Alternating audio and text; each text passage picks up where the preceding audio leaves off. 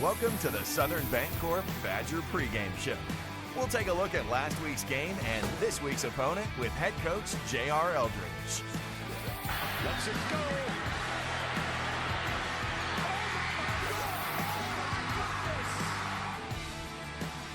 Now let's head to the stadium with the voice of the Badgers, Dr. Jeff Root. From the Max Sisson Press Box, All Care Field at Badger Stadium, it's time for Badger football. Arkadelphia taking on Ashdown tonight in an age-old rivalry, and it's a little bit of a rainy night, but not raining yet. We think it's going to hold off for a little while yet. Looks like good conditions for football tonight here in Arkadelphia. This is Jeff Root along with me, Caleb Bird, Jack Bennington, Jim Rothwell, and Chris Babb. And when we come back, we'll have words, a conversation between Chris Babb and J.R. Eldridge, head coach of Arkadelphia High School.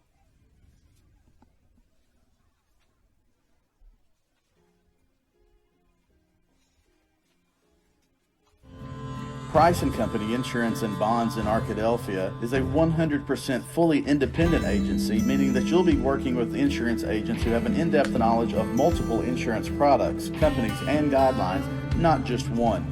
Contact Price & Company Insurance and Bonds today for your needs at 1015 Caddo Street in Arkadelphia or by calling 870-246-5573. Price & Company Insurance and Bonds says, "Go Badgers!"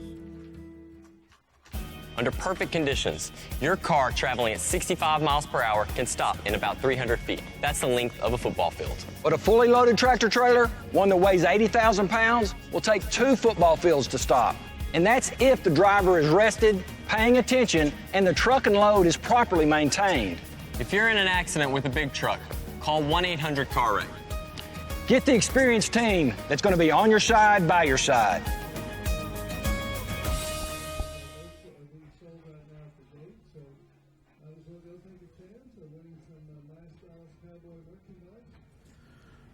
Welcome back to the Southern Bancorp Badger pregame show. Chris Babb visiting with Arkadelphia head football coach J.R. Eldridge. And, Coach, you come into tonight's game 3 weeks left in the regular season, trying to get wins to qualify for those playoffs. The next team on the schedule, the Ashdown Panthers.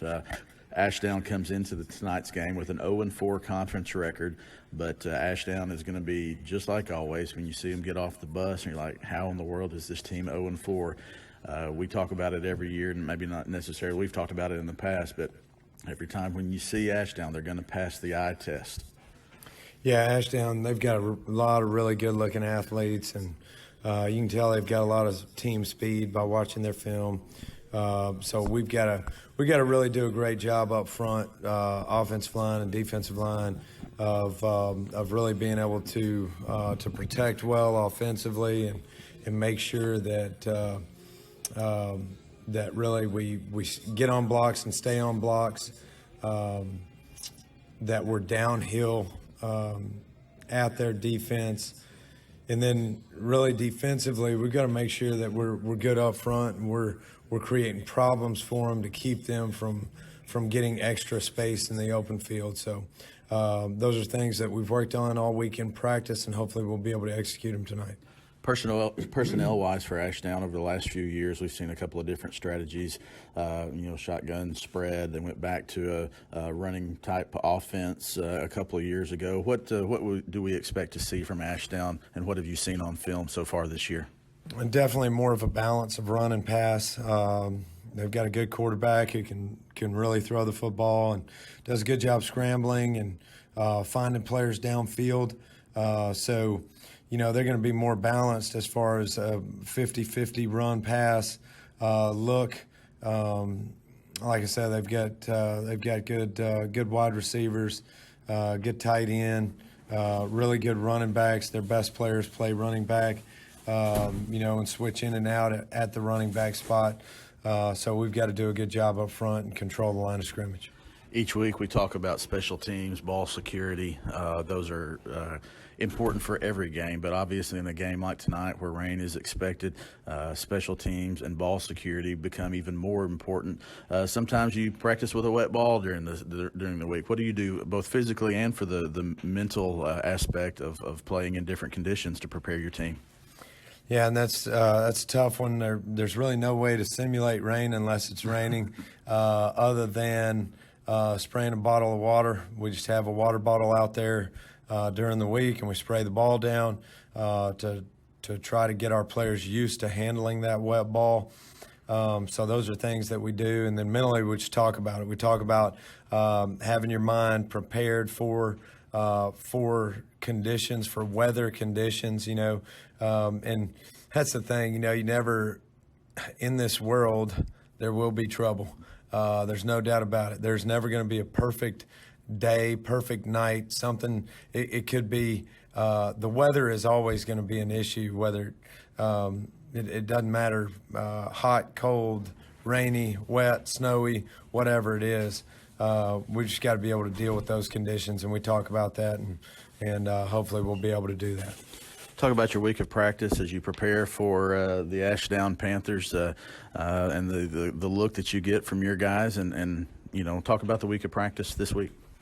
Yeah, this week we've had a good week of practice. Our players have really done a good job of having good focus and trying to have energy and effort and it's about this time during football season where teams are on an upward swing or could be on a downward swing, and we're trying to make sure that our players understand that, and that we decide every day through our energy, effort, and focus in practice that we're on that upward swing, and we're trying to play our best football each next week. All right, the Badgers will have their next opportunity to play their best football here in just a few minutes. Kickoff is nearing between the Arkadelphia Badgers and the Ashdown Panthers. You're watching the Southern Bancorp Badger pregame show, and we'll be back to Badger Stadium after this 2-minute timeout.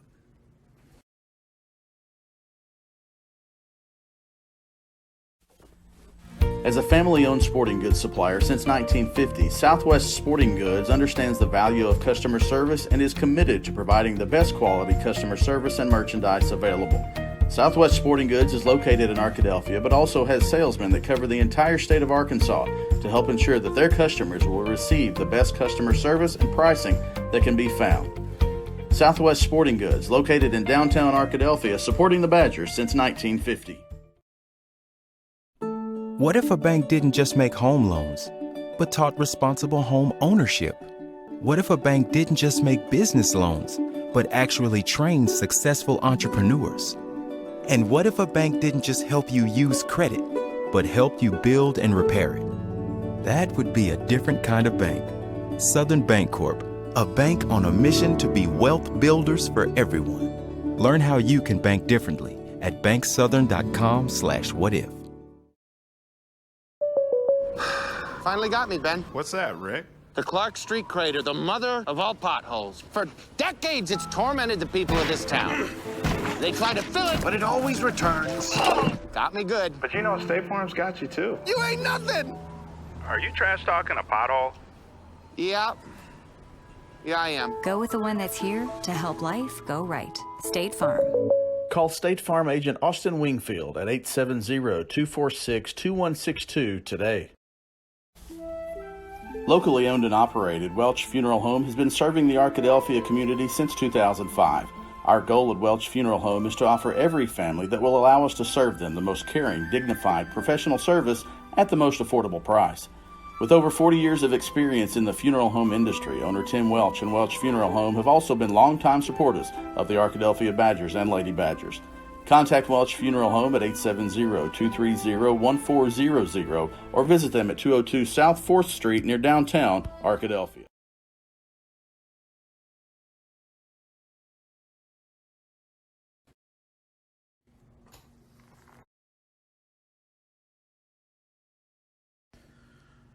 Welcome back to the Southern Bancorp Badger pregame show. Chris Babb visiting with Arkadelphia head football coach J.R. Eldridge. And, Coach, you come into tonight's game, 3 weeks left in the regular season, trying to get wins to qualify for those playoffs. The next team on the schedule, the Ashdown.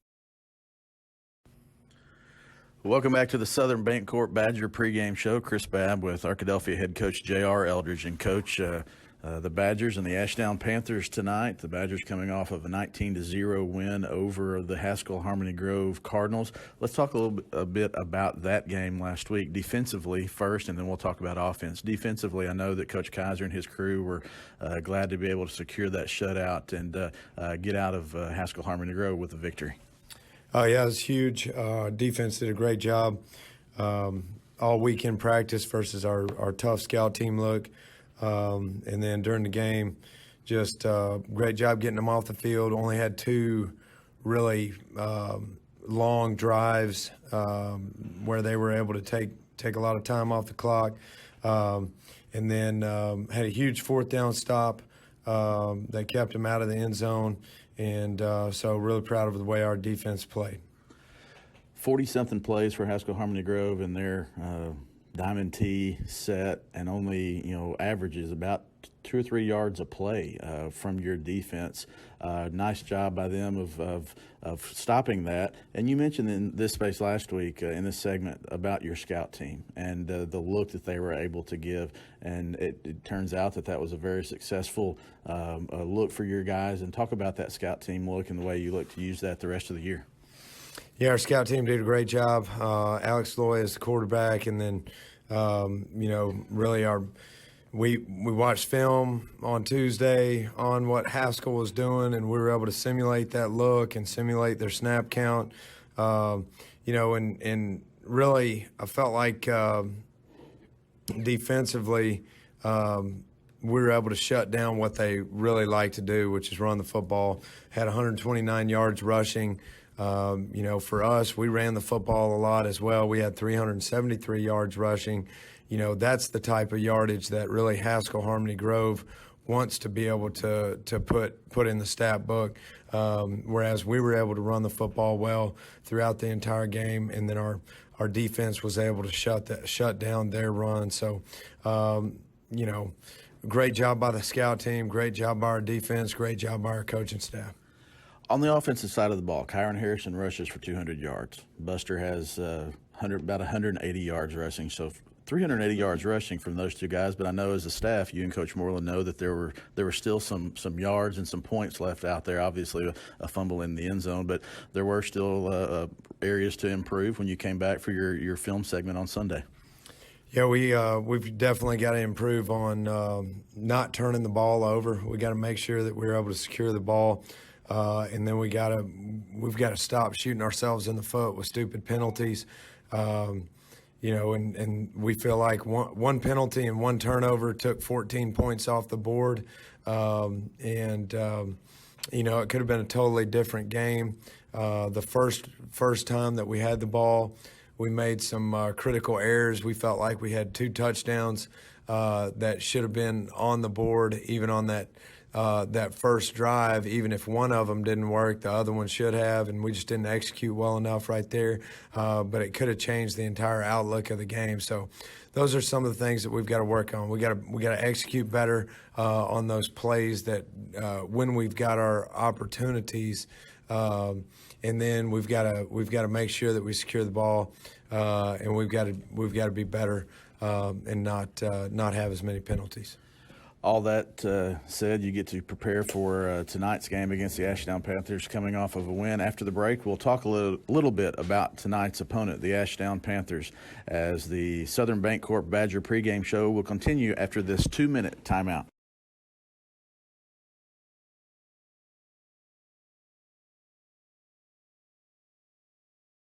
Everyone's known for something. Ours is simple.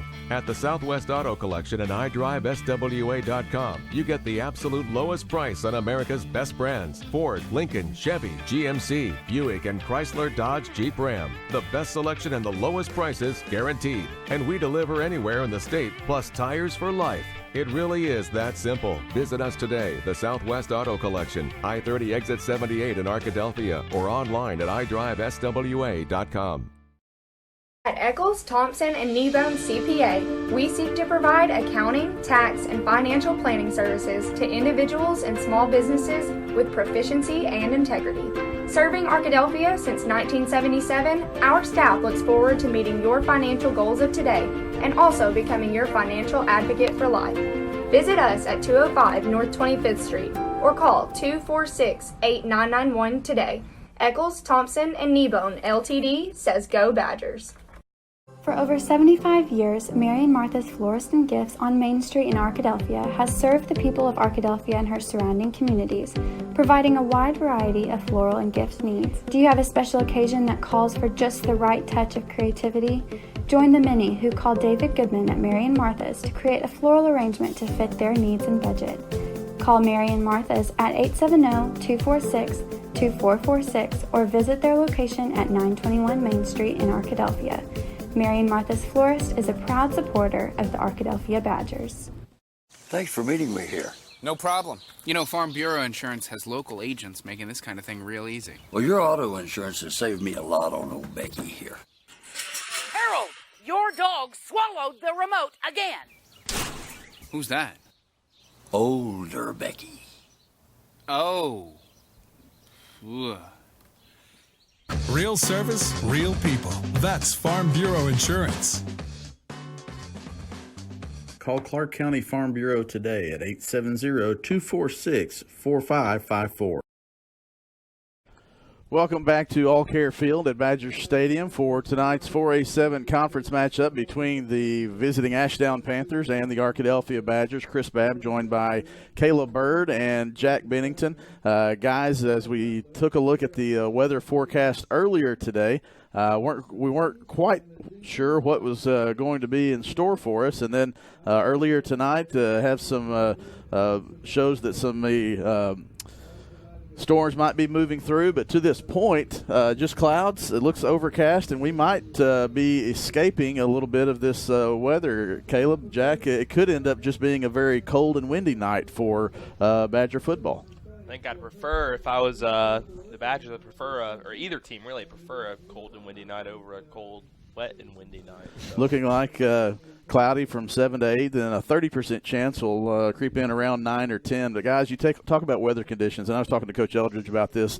after we finished taping our pregame show. I said if you could, telling him if he, as a head coach, could bottle up his preparation for weather games for his Badgers and sell it to coaches, he might not ever have to work again. Because if you think about it, you've got the championship game from last year that was obviously 33 degrees and rainy. The Badgers come away with the win. You have the quarterfinal game at Stuttgart last year that was a bad weather game on the weekend before Thanksgiving. And then then you have the Ashdown game last year, which was at Ashdown in a rain. Gabe Goodman hits a 41-yard field goal. You go before that, and this may be even before you guys' time. Jeff remembers the game at Dardanelle, which was in probably the worst weather that you've ever seen. Jack, you were in high school, I believe, during that game. You have a 25-degree game at Pottsville in the playoffs. So for some reason, and the Badgers and whatever their mentality is, have been able to put weather behind them and go out and perform like always. And Caleb, when it comes down to battling weather, it's a mental part of the game. Yeah, absolutely it is, and not letting the weather affect the rest of your performance is a big deal. And keeping the mindset that even though this ball is a little bit wet, I can still grip it and still play the way that I usually would. And there are some things you do have to compensate for with the weather. I remember I played a little bit of center when I was in high school, and it was kind of hard. You had to grip the ball a little bit differently if the ball was really wet.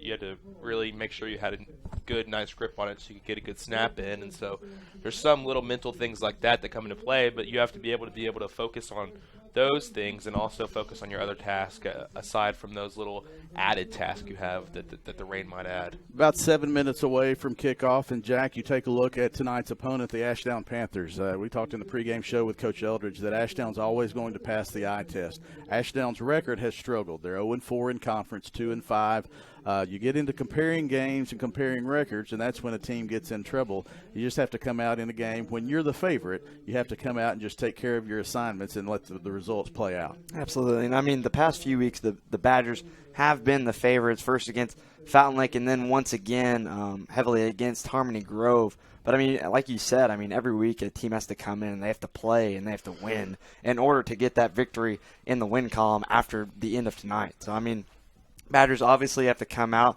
with the right mentality and with the right attitude if they want to come away with a victory. Captains are making their way onto the field, as has been the case the last few weeks. Kyron Harrison, Cole Turner, Ricky Rogers, and Lorenzo Lawson will be the captains for the Arkadelphia Badgers tonight. Caleb, let's take a look at the last 3 weeks of the season. Obviously, big picture we're talking about. It starts tonight because the Badgers have to get a win. A big game in Little Rock tonight, Bauxite at Joe T. Robinson. Obviously, those two teams met last year in rainy and cold conditions, went to the favor of Bauxite. They won that game at Bauxite. Bauxite comes into tonight undefeated. Robinson, Nashville, and Arkadelphia all have one loss. Bauxite holds the upper hand, but they have Joe T. Robinson, Nashville, and Arkadelphia to play. It's shaping up to be an exciting final 3 weeks of the season, with Arkadelphia having Ashdown tonight and then Bauxite next week. I think it's interesting because if you were to ask anyone that really follows 7-4A, you'd say the three favorites are. A lot of people would say it's a 3-horse race for the conference title, but Bauxite's right there in first place, adding a little bit of confusion to it. But Bauxite does have, like you said, the three hardest teams in the conference in the last 3 games of the season. So, but they also have had the chance to build that confidence and build some experience behind their team going into those last few games. I know they lost a big senior class from last year. Their quarterback and running back, their two best players on the field last year, both are playing at Ouachita now, and so. They had to replace those guys, but now their new replacements have played a full season going into these last 3 games. But in the case of Arkadelphia, it's going to take a win every time in these last 3 games of the season in order to be able to have a chance at the conference title. It's going to take a win probably by 13 points every week to do that. Yeah, this is basically the exact same situation as we found ourselves in last year, except for Arkadelphia is one game better than they were at this situation last year. Remember this situation this time last year, Arkadelphia is 2-3 in conference play. And 2-2 in conference play. Now we're 3-1. Bauxite was undefeated going into this game last year too. They come into next week's game, week 8 last year, undefeated, and that's when Arkadelphia really had kind of the turning point, I would say, in a big win. So these 2 weeks are shaping up, but here we are talking about next week, and that's a danger if you're a player. And the coaching staff, I know, is worried about that. Not worried about that, but focused on that this week, taking care of tonight, and that's what's first, Caleb, against Ashdown. Yeah, he mentions it every week. Coach Eldridge does in our coaches show. He mentions that how important it is to focus on this next week. As fans, you want to think ahead to the end of the season, to the conference title, to the state playoffs. But for the team, it's really important to focus on winning each and every game, because if you don't win this week, then you might not have that chance to win the conference title. You won't have a chance to have as good of a seed in the playoffs to make a deep run. And so this week, even though it's against a team that might not be as exciting or to play as Bauxite may be, this week is big for the Arkadelphia Badgers. The captains have made their way onto the field. The officials have conducted the coin toss, and now the teams are about ready to take the field. That'll conclude the Southern Bancorp Badger pregame show. When we come back, we'll have the kickoff with the voice of the Badgers, the football doctor, Jeff Root. You're watching Arkadelphia Badger football on Mascot Media and listening on KSWH The Pulse, 102.5 FM in Arkadelphia. We'll be back in 90 seconds. Turner, Rogers, Manning & Plyler CPA is a longtime supporter of the Arkadelphia Public School District. Turner, Rogers, Manning & Plyler has established a reputation for providing clients with outstanding services that include auditing, accounting, and tax and business consulting. Contact Turner, Rogers, Manning & Plyler today at 870-246-4563 or by visiting them at 305 Professional Park Drive in Arkadelphia. Turner, Rogers, Manning & Plyler says, "Go Badgers!" Doctors Gary and Rob Rucker are proud sponsors of this Arkadelphia Badger broadcast. Dr. Gary and Rob Rucker, supporting the Badgers since 1996. Citizens Bank was established by a group of local business leaders who shared a vision of creating a bank that would be committed to serving working people. Over the years, we have expanded our services, locations, and technology, but we make every effort to stay true to our roots. Citizens Bank is owned by local shareholders and governed by a local board of directors, most of whom live, work, and invest alongside our customers. We continue to take pride in a heritage of independence that honors the vision of our founders, and we remain dedicated to the financial progress of the people we serve.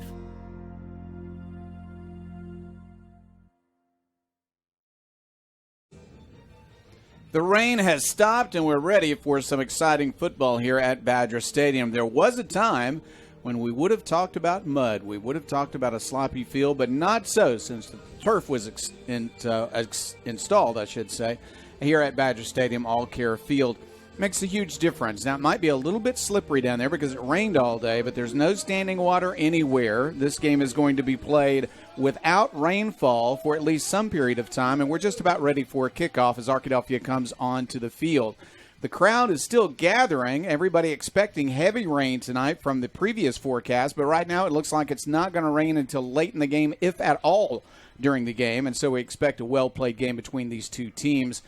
It is the time of the year when we do see weather have an effect on football, but it looks like tonight it will be a minimal effect here at Badger Stadium. This is Jeff Root along with me, Caleb Bird and Jack Bennington. And Jack, it would appear that Arkadelphia and Ashdown will play a game where they can throw the ball. There's a little bit of wind that could affect the kicking game, but we expect both teams to be well prepared to play tonight. Oh, yeah, absolutely. I mean, right now, conditions aren't necessarily too bad. I mean, obviously it's a little bit colder than you would like, but with the rain staying away for now, expect teams to go with the same game plan that they've had all week. And I mean, if the rain does decide to kick in later in the game, we might see something a little bit different, but definitely expect both of these teams to come out on offense wanting to pass the ball and wanting to get their offenses going. Arkadelphia won the toss and deferred to the second half, and so Ashdown will get the ball first. Arkadelphia preferring Caleb to put his defense on the field first. Yeah, and I think maybe more so than putting his defense on the field first, they'll be coming out of that second half with the football, having a chance, as Arkadelphia likes to do, score at the end of the first half and then get a chance to pile on to that lead at the beginning of the second half is what Arkadelphia enjoys doing. But the defense coming out first will be big for them, a big momentum swing for them to get a stop on the first drive of the game and then put themselves in control of if it ends up being some kind of a scoring battle here. It is just after 7 o'clock, and you're in tune to KSWH 102.5 The Pulse in Arkadelphia. We're glad to be on the radio and, of course, on live stream. So if you're watching on live stream, you got a chance to see the picture and hear the sound, but we are glad to be on radio also for those who prefer radio or in the car right now and listening to this game on KSWH. Glad that they have joined us this year as a Badger sponsor. Glad for all of our sponsors. What a massive movement we've made behind Chris Babb putting together our live stream broadcast. Here's the kickoff. It's going to be a short kick. It is fielded at the 22, returned to the 25-yard line, tackle made before the 30, and Arkadelphia will send its defense onto the field. And the Badgers starting on the defensive end, like you said, Jeff, and coming out, definitely wanting to get their defense going to start this game. Definitely, like we said, it could be an offensive scoring game for both sides tonight, so definitely wanting to start the defense right and try and get a stop on the first drive. Now, something Coach Eldridge told me this past week is they're going to try and put pressure on their quarterback, Ashdown. He's a sophomore, Alex Kielbach. They're going to try and put him under some pressure and see if he can make some throws. Kielbach is a left-handed passing quarterback. Looked pretty good in warm-ups, but he's going to hand off on first down, and there's a run up to the 30, 32-yard line. Off the right side, Ashdown gets it started. Tell you what, it's nice to be watching a spread offense this week. Last week against Harmony Grove, we saw the Diamond T. From the radio booth, you couldn't tell who had the ball in any given play, but this spread offense is what we're used to seeing out there. Two running backs in the formation. They're going to hand it to the smaller of the two, and he's going to be thrown for a loss back at the 30-yard line. On the carry for Ashdown was Xavier Sanders. Now, Caleb, you said that we'll be able to tell who has the ball, but I don't know about for Ashdown because I really cannot see those numbers once again like we've seen every time when they play in these jerseys. Well, yeah, they're wearing white jerseys with yellow numbers on them, and you can't distinguish the yellow numbers. Not easy for us. Kielbach is the quarterback. We know that. He does have a running back standing next to him. Spread formation, as we said, and he is going to pass the ball. He'll roll out, left-handed passer, throws downfield. It's caught. This is a big gain up to the 50, Arkadelphia 45-yard line. He got it to an excellent receiver who is only a sophomore. A lot of future here for Jackson Jester, only a sophomore, 5'11", 160, and good speed at receiver. Yeah, he was wide open on the rollout there. Blown coverage, I think, from the Badgers. The safety should have been over the top on Jester, but left him open, and that leaves for a big gain on third down. Kielbach at quarterback has a first down for his team, and he'll hand it off. They go to the right side, cut up, and a gain of a couple only as Arkadelphia defended the run well as they tried to go wide that time. Yeah, Arkadelphia just got to continue to stop Ashdown on that run game. We know how dangerous they can be through the air, so can't allow them to get many yards on the ground and make it just a little bit more difficult for that sophomore quarterback. Delray Smith is their acclaimed running back, 6'1", 195. He is a senior. And they will not run. They're going to pass. He's going to throw deep. He fires it deep down the sideline, well defended, but it's caught. A big catch inside the 10 to the 6-yard line. First down. Yeah, pump and go there. They faked a slant route, and then the outside receiver cut upfield on the vertical. It was a perfect throw from Kielbach. I mean, that ball could not have been placed any better. I think it was Witherspoon in the coverage for Arkadelphia. He lost. It looked to me like he might have lost the ball in the lights. He was in a position to make a play on the ball, and then just fell right over his helmet into the hands of the receiver. Beautiful pass. Here is a running play, and this is going to be short yardage, but they're going to push Arkadelphia back and get a couple more yards. This is a good job by that offensive line for Ashdown. They've got a little bit of size, and Sanders was on the carry. Yeah, and like you said, Jeff, that size can definitely do a lot for you when both lines are just pushing on each other. The bigger one normally wins, and that time Ashdown getting a little bit more push and just a couple yards away now from scoring. Panthers do have a sizable offensive line. They look to the sideline to get the play. Kielbach doing a nice job, the sophomore really coming along in his young career. And Delray Smith is going to stand next to him at running back, standing to the left of his quarterback. Expect Smith to get the ball. No, the quarterback's going to keep it, and he's hit immediately and driven back. Oh, they didn't go to the running back as most probably were expecting, but Arkadelphia was up to the task when the quarterback kept it instead. Yeah, power run play. And on a power run play like that, you're supposed to block downfield from the offensive line. They had a tight end and a fullback there to try and block Jason Campbell, but neither of them did it. Campbell burst through the crack there, made himself skinny, burst through the blockers, and made a good tackle on the quarterback. Delray Smith is 6'1", 195. He'll line up next to his quarterback. Perhaps he'll get the ball this time. They're at the 3-yard line, and it's third down. And a flag on the play before the play, and it's against Arkadelphia. Goodness gracious. Still third down, but they're a little closer to the goal line now. Well, the Badgers lined up off sides on the play. That gave half distance to the goal for the Panthers, and now they're going to put in a heavy set, try and power the ball in. And they just moved it from the 4 to the 2. It's still third down and goal after that long pass. This is the first possession of the game. Arkadelphia has not had the ball yet. No score, but Ashdown's trying to score first here after Arkadelphia played such wonderful defense last week. Long pause as they look to the sideline to get the play. Looks like it might be a direct snap. Now they're going to have to call timeout and talk about it. So Ashdown has called timeout, and we will take a break. When we come back, we'll see if the Panthers can jump in front of the Badgers with 7:58 left in the first quarter. It's 0-0. We'll be back in 30 seconds. Angry Goat Media is home to Follow the Badgers. Get your business booming today with the exceptional web design and development, photography, video production, and graphic design services. Angry Goat Media is the perfect company to get the job done. We're always ready to customize our services to your business requirements, needs, and budget. Angry Goat Media. Innovation, not imitation. We need the backstory on how Angry Goat got its name. I don't know the backstory on that, but I like the name, and those guys do great work for us. We're glad to have them as a sponsor as well. Well, it's third down and goal. Ashdown at the Arkadelphia 2-yard line. Game just underway. A long pass play set this up, and now they're going to go direct snap to Jester. He's the wide receiver, also only a sophomore. He'll take the snap, A lot of blockers in front of him. Now he wants to throw the ball, and he'll fire it to the back of the end zone, and it's an easy touchdown. They slipped a tight end into the back of the end zone, and nobody covered him. So it's a touchdown for Ashdown. The pass from Jester to Cameron Benton. Yeah, I think the Arkadelphia coaching staff's going to not be too pleased with the way this defense covered the passing game on that first drive. Ashdown able to pass the ball really well down the field. 3 complete passes, the key to this drive. One very long. Another one got a first down. There's an extra point attempt that is good. He just snuck it through. I thought it was going to be blocked, but he just did get it through, and so it is. Ashdown 7, Arkadelphia 0, 7:54 left first quarter. The Badgers will get the ball when we come back in 30 seconds. Turner & Turner is a general practice law firm that focuses on consumer protection, personal injury, and civil litigation. To us, the practice of law is about service. Our clients aren't just cases to us. They are people who need our help solving legal issues. Turner & Turner actively supports local civic and charitable groups. Our attorneys will take the time to get to know you, your circumstances, and your goals. Turner & Turner Law Firm. We're in this together.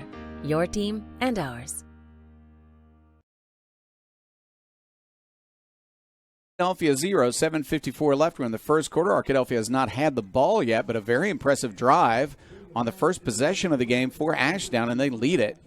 And they'll kick off to the Badgers now. Arkadelphia looking to see the formation before they'll set up their own return formation, but they are definitely hoping to have a deep return. And an onside kick. The ball did not go 10 yards, so Arkadelphia should have this possession. Yeah, they'll take the ball right there at the 44-yard line. So not a good onside kick. It looked like Arkadelphia was more or less ready for it. They didn't start off lined up in the formation, so maybe saw that happen on film once before. And Ashdown gets that 7-0 lead, trying to take advantage of it with a quick onside kick. Unfortunately for them, they just gave the Badgers some really good field position. The advantage will belong to Arkadelphia instead, as the Badgers have a possession to begin at the 44-yard line of Ashdown. First possession of the night for Arkadelphia, but they find themselves trailing 7-0. Cannon Turner out again this week. The quarterback is Braden Thomas. He's done a fine job in Turner's absence. Here is a running play on first down. Lots of Panthers around, and so Harrison will just dive into one of them and push him back and get a bit of a gain, but only a short gain as the Panthers pursued very well. Now, you don't really see that kind of play happen very often where the running back's just surrounded, stops, thinks about it, and decides he's just going to run through the defender and pick up a yard.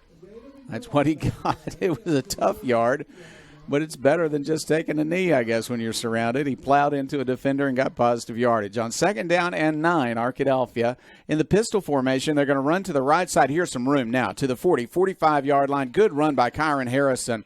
He is an all-state linebacker, Jack, that's turned into a very good running back. Yeah, and that running back that used to be a linebacker hits just as hard as he did when he did play the linebacker. Kyron Harrison, we know, does not shy away from contact at all. I saw that on the previous play, and that time getting some space out on the right side and picking up the first down of the night for the Badgers. From the 32-yard line of Ashdown, first down for Arkadelphia. They look to the sideline to get the play. Arkadelphia, of course, does not huddle in the spread formation. No running backs in the backfield this time. 2 receivers on each side and a tight end. They're going to run to the right side. There's some good room for Thomas. To the 25, to the 20, and out of bounds. He is so fast, Caleb, that he's able to pick up yardage even when it doesn't look like there's a big hole there. Yeah, it's a nice gain on the right side there for Thomas, and I think this is a formation we're going to see the Badgers run a lot. Ashdown does not look well prepared for that formation. They come out, Arkadelphia stacking wide receivers. Ashdown puts one cornerback over 2 wide receivers. We could see some passing plays out of that stacked formation later in the game. Now the coaches have had a look at how Ashdown will defend it. This time they'll group the receivers to the right side, the short side of the field, and Thomas will throw to that side. A little screen. It goes to Harrison. He's hit, but he'll escape one tackler and gain some yardage. Got about 4 on first down. Yeah, very kind of an odd play. Kyron Harrison standing, looked about parallel to Braden Thomas that time on the right side, trying to set up a screen pass, but I think Ashdown kind of figured that one out, not allowing Harrison any space to go through and only able to pick up a couple yards. Yeah, the spot was not as good as I expected. They're going to put it at about the 16-yard line. It's still a gain of between 3 and 4 on the play. Arkadelphia now has 4 receivers on the left side. They'll move one to slot back, and they'll run a play to the left, to the wide side. Thomas wants to run. He's to the 15, darts to the 10-yard line. He's got a first down and goal at the 6. Yeah, some good blocking by the wide receivers there on the left side. Put quads over there and just let Thomas run behind those 4 wide receivers. That's something that Eldridge wants out of his wide receivers. They're able to block downfield. They did a good job there with 4 lead blockers for the quarterback. Braden Buster Thomas has done a nice job passing, and he's an electric runner from the quarterback position. 4 receivers again on the left side, this time the short side of the field. They're going to move Ricky Rogers behind the left tackle and call the snap count. Now they're going to run right up the middle. He'll break it to the right side and be caught in the backfield, a loss on the play. That was a good tackle, and I think it was Bond making the tackle there. Brett Bond, the senior. He was a starting quarterback a few years ago for Ashdown. Now he plays defensive end, and he's one of their best players on defense. 6'2", 205 pounds, and he's got a great defensive mind. The loss was back to the 8-yard line. It is second down and goal for the Badgers. Arkadelphia now we'll go with a more traditional pistol formation. Running play, Harrison. He's got room to the 5. Touchdown, Arkadelphia. You really couldn't expect anything less that time when Kyron Harrison gets the ball. Normally it accounts for 6 points, as we see here on the replay once again in the pistol formation. Ball handed off to Harrison, and he's got nothing but space there on the left side, running into the end zone for the touchdown. Badgers tying it up here immediately after Ashdown takes the lead. And that was a great lead block by Lorenzo Lawson to open up the hole. The defensive end was sitting right in the hole there, and Lawson was the guy that came in to kick him out and bring up that hole for Harrison to run through. The extra point attempt is going to be no good, as Savage slipped as he attempted to kick it. It went right into the line of scrimmage, and so Arkadelphia trails 7-6, but both teams have scored on their first possession. Yeah, and this Arkadelphia defense is going to have to come back out here and get a stop, because Ashdown just worked their way right down the field to start off the game. The sophomore quarterback did a really nice job throwing the football, and Arkadelphia didn't really get too much pressure on him. So Arkadelphia is going to look, I think they're going to look on this next drive to put a little bit more pressure on that quarterback, see if they can't force him to get the ball out of his hands a bit quicker. It is not raining, but it did rain all day, so it's a little bit slippery. And the first slip we've seen in the game so far was the kicker on the extra point. Savage went to the turf, and the ball went into the line of scrimmage, and so Arkadelphia failed on the kick and trails by 1. It's Ashdown 7, Arkadelphia 6. We are still in the first quarter with 5:33 left in the quarter, and Ashdown about to receive the kickoff. Mr. Savage has done a fine job kicking this year. Unfortunate that he didn't get sure footing on the extra point. Here is his kickoff. Arkadelphia will kick it deep. It's going to be a line drive shot. It is returnable, though, this time from the 16-yard line. He's going to take it to the sideline. He's going to be hit and lose yardage on the return. They're going to tackle him inside the 20. Huge mistake, Jack, to take it to the sideline. Yeah, I mean, with this Badgers special team, the ball hung up in the air a little bit longer than normal, which allowed the Badgers special team to get down the field a lot quicker. That time, the returner trying to get it to the outside, like you said, with absolutely no chance at all. Looked like 4 or 5, 6 Badgers got in the tackle on that one, forcing not really great field position for the Panthers. Forward progress marked at the 20-yard line, so the Panthers line up offensively after a successful drive on their first possession. Arkadelphia lines up defensively, looking for success on their second trip to the field for the defense. Here's a running play and nowhere to go. Good defensive work this time, and Sanders goes down immediately. Yeah, there really wasn't anything going on that play. That time I run to the left, trying to find a hole, but Cole Turner and company got in on that one, not allowing any yardage whatsoever for the Badgers to make any position, and that time stopped immediately. No gain. Second down 10. Ashdown at its own 20-yard line, leading in the game 7-6 over Arkadelphia. Kielbach, the quarterback, will hand off. And coming to the right side this time, they're going to find a little bit of room up to the 25-yard line. Sanders again on the carry. Yeah, that was a good run from Ashdown to get a 5-yard gain on second. That'll bring up a third down situation where Ashdown could really do anything here. They could throw it or they could run it. Close enough now, so Arkadelphia is going to have to be able to play both. The touchdown came on a direct snap to a running back who threw the ball for a touchdown, but their starting quarterback, Kielbach, only a sophomore, had a couple of nice completions on the first drive. So on 3rd down and 5, let's see what they will do. Well, they're going to have a pass play. He's going to roll out, looks downfield, he'll fire it, it's complete, and that's going to be a first down to the 35 and out of bounds, close to the 40-yard line. Yeah, he waited a while to throw that ball. His receiver was open he was wide open on the play, actually, and Kielbach just stayed back there on the rollout, got the linebacker to commit onto the quarterback, and then was able to pick up an even bigger gain. So that was a pretty decently smart play there from the sophomore quarterback. He could have had a 5-yard gain, and then he waited a little bit longer, saw his receiver was so wide open, and waited a bit to get him a longer gain on the play. There's been no pressure on Kielbach, and with time to throw, he has been hitting his targets. From the 39-yard line, first down 10, Ashdown. They'll send a man in motion, and now we've got a lot of movement and a flag. Yeah, that's going to be a false start on the left tackle from Ashdown. So that helps Arkadelphia. They'll put the ball back to the 34-yard line, and it's first down and 15. And that's going to put Ashdown behind the chains, but they've been throwing the ball so well tonight that I don't think it's as big of a deal for them as it would be against a run-heavy offense. Arkadelphia, of course, fully capable of making adjustments defensively, offensively as the game goes on. It's one of the strengths of this Arkadelphia program. Kielbach at quarterback wants to hand it off on 1st and 15. Running play for Sanders. He's got some room to run down the sideline. They're going to knock him out of bounds, but a good gain, and that's close to a first down. How often are you going to see a defensive tackle making a tackle 20 yards down the field? But Lorenzo Lawson runs step for step with the running back on that play, and he's the guy that knocked him out. So he's starting defensive tackle for the Badgers, just made a tackle 20 yards down the field. And for a guy that's sitting there at 240 pounds, I don't think you're really expecting that too often. That was a 15-yard gain on a simple handoff around the left end. On first down and 10, Ashdown at its own 49-yard line. They're going to run the ball. Up the middle it goes. There's an escaped running back. He's going to get 6 yards. Looked like he wouldn't get anything. But a good job by Sanders, who's small and just made himself known as a good running back. He doesn't have much size at 155, but Mai did a nice job of squirting through the hole and making 6, maybe 7.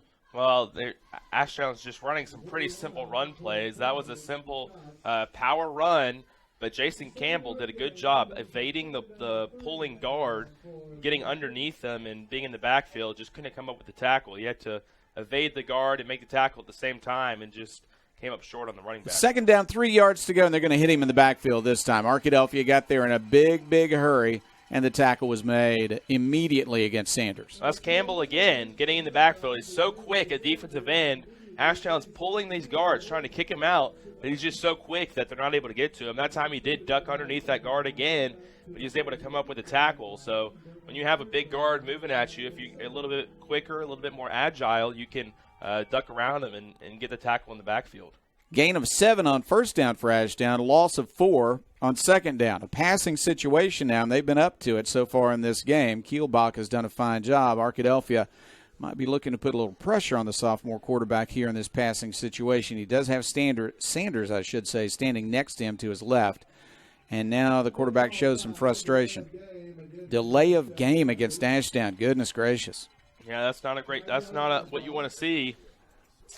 That's something that you might see quite often, though, from a sophomore quarterback, a guy that maybe not able to manage the game quite as well as an older, more experienced guy would, and so taking a little bit longer to get the play in and get his guys in formation. Ball back to the 47, and suddenly it is 3rd down and 12. On 3rd down and 12, Kielbach is telling his guys where to line up. A little bit of confusion for Ashdown right now.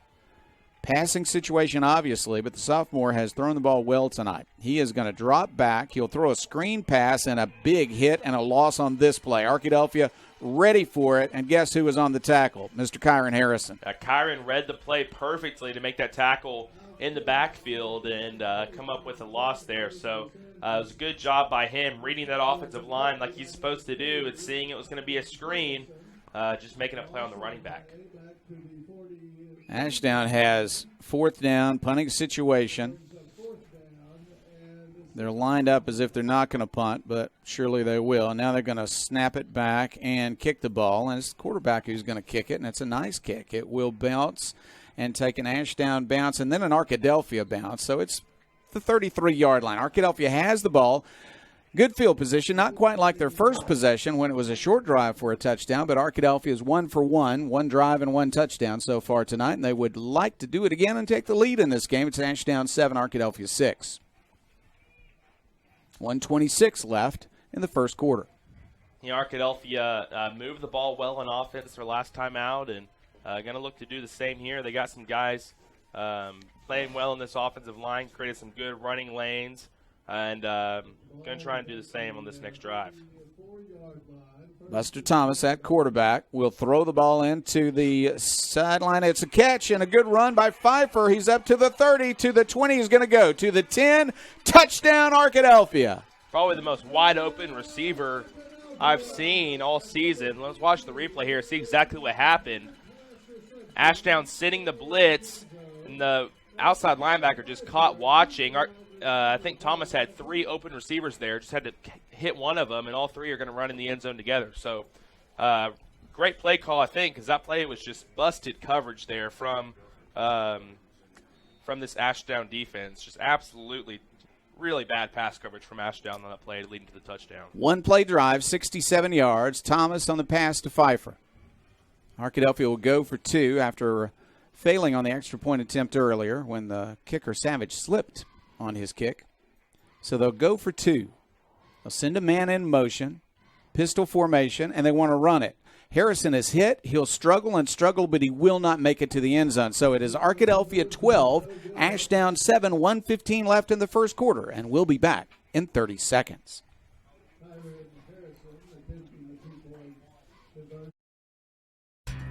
Brian Bridges Roofing would like to thank the Arkadelphia community for its loyalty over the years. Operating in Arkadelphia for 47 years, the Bridges family has owned and operated the business and has built great relationships with local businesses such as Hardman Lumber and local insurance companies such as Austin Wingfield State Farm, Chad Kesterson Shelter Insurance, and Clark County Farm Bureau Insurance. We also send a special Go Badgers to our favorite Badger, our little brother, number 22, Trey Bledsoe. Go Badgers from Brian Bridges Roofing, 870-245-8268. Arkadelphia scored on both of its possessions. One was a short drive after an onside kick. Harrison scored the touchdown on a run on the second possession. One play, 67 yards for the touchdown. It was Thomas to Pfeiffer, and Arkadelphia leads it, but after failing on a 1-point and a 2-point conversion, Arkadelphia leads it 12-7. Kickoff to Ashdown is going to be long this time. They're going to struggle to pick it up at the 5-yard line, and now they'll run it right back up the middle to the 17, 18-yard line, and that's it. So once again, Arkadelphia's kick coverage doing a nice job, Jack. Yeah, doing a great job that time. Arkadelphia, they have a little bit of a specialty in that special teams, doing a great job this season. They have on all sides of the football in that capacity. And once again, we saw it there, Ashdown having a little bit of trouble picking up the ball and trying to take it, and they're not able to get past the 20 once again, starting out with not the field position that you're looking for. Once again, it is not raining here at Badger Stadium.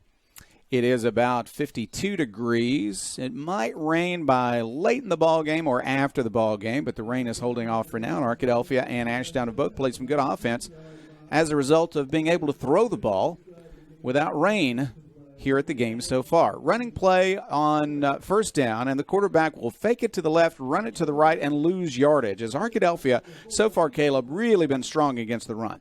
Yeah, this Arkadelphia run defense has been big all year long, and especially when you're coming out against a familiar offense like the one Ashdown's running, it's not too hard to stop because Arkadelphia has one of the best front sevens, front eights in the state here. Some really good defensive linemen and linebackers able to make the reads, do what they're supposed to do to stop the run game. They pursue extremely well. It is second down and 12 for Ashdown.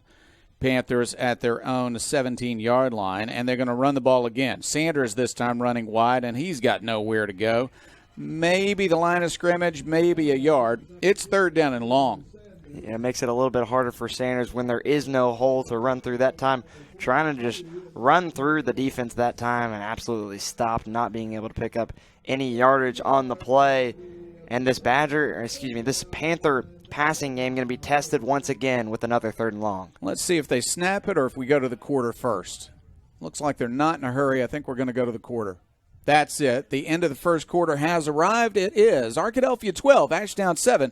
We'll be back in 1 minute.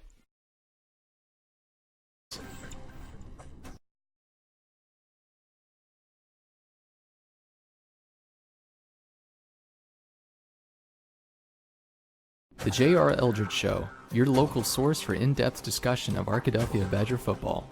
Join the coach of the Arkansas 4A state champion with host Caleb Bird as they recap last week's game, highlight next week's opponent, and give you all the latest conference standings. Tune in to the J.R. Eldridge Show on the Arkadelphia Public Schools YouTube channel and on Sudden League Cable Channel 10, Tuesday through Thursday nights at 7. The J.R. Eldridge Show is produced by Ouachita Baptist University students. Price & Company Insurance and Bonds in Arkadelphia is a 100% fully independent agency, meaning that you'll be working with insurance agents who have an in-depth knowledge of multiple insurance products, companies, and guidelines, not just one. Contact Price & Company Insurance and Bonds today for your needs at 1015 Caddo Street in Arkadelphia or by calling 870-246-5573. Price & Company Insurance and Bonds says, "Go Badgers!"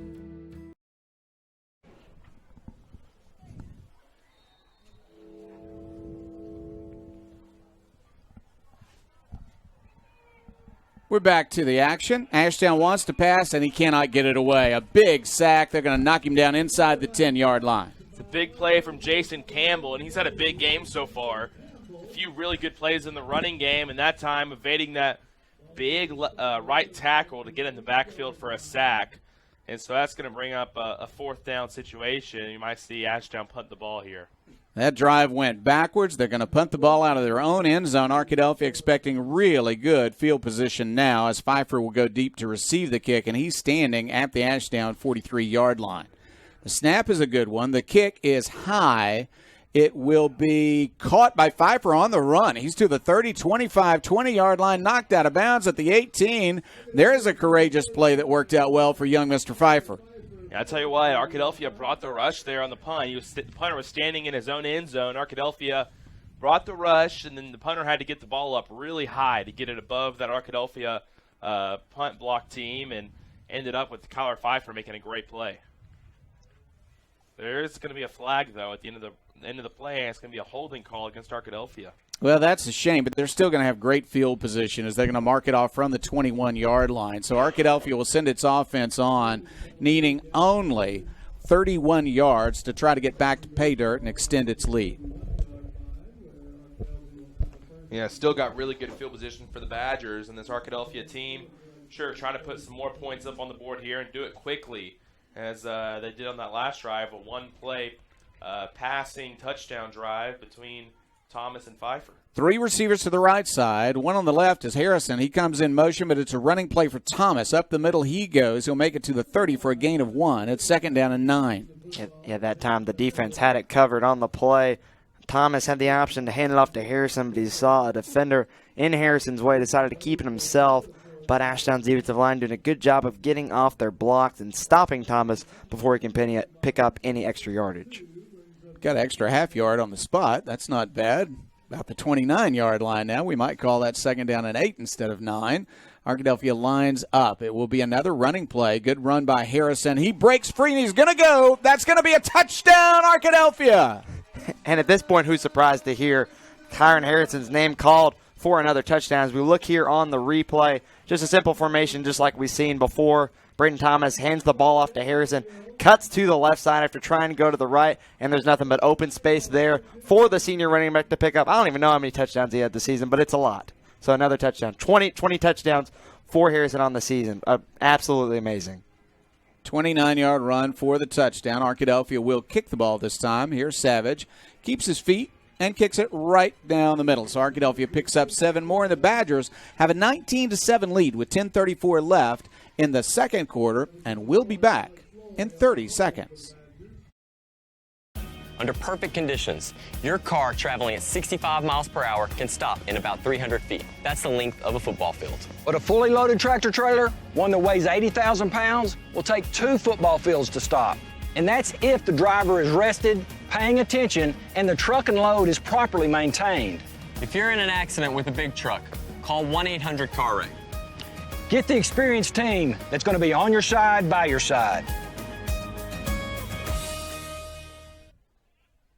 Arkadelphia had a nice and short drive after Ashdown had to punt the ball out of their own end zone. The defense, Caleb, really set up that nice drive for a touchdown by the offense. It was a great stop by the defense, and it was Campbell making that stop, that big sack to pin him deep, and then Pfeiffer with a good punt return. Set up an easy drive for the Arkadelphia offense. So it started a little slow for the Badgers, giving up a touchdown on the first possession by Ashdown, but after that, offense and defense both working well. Here is Ashdown trying to fight back. They're across the 25, across the 30. This is a good kick return to the 40-yard line. They're finally going to drive him down across the 50 to the Arkadelphia 47-yard line. What a big play on a kick return, and now the Ashdown offense has a little bit of momentum as they'll start the drive on the Arkadelphia side of the 50-yard line.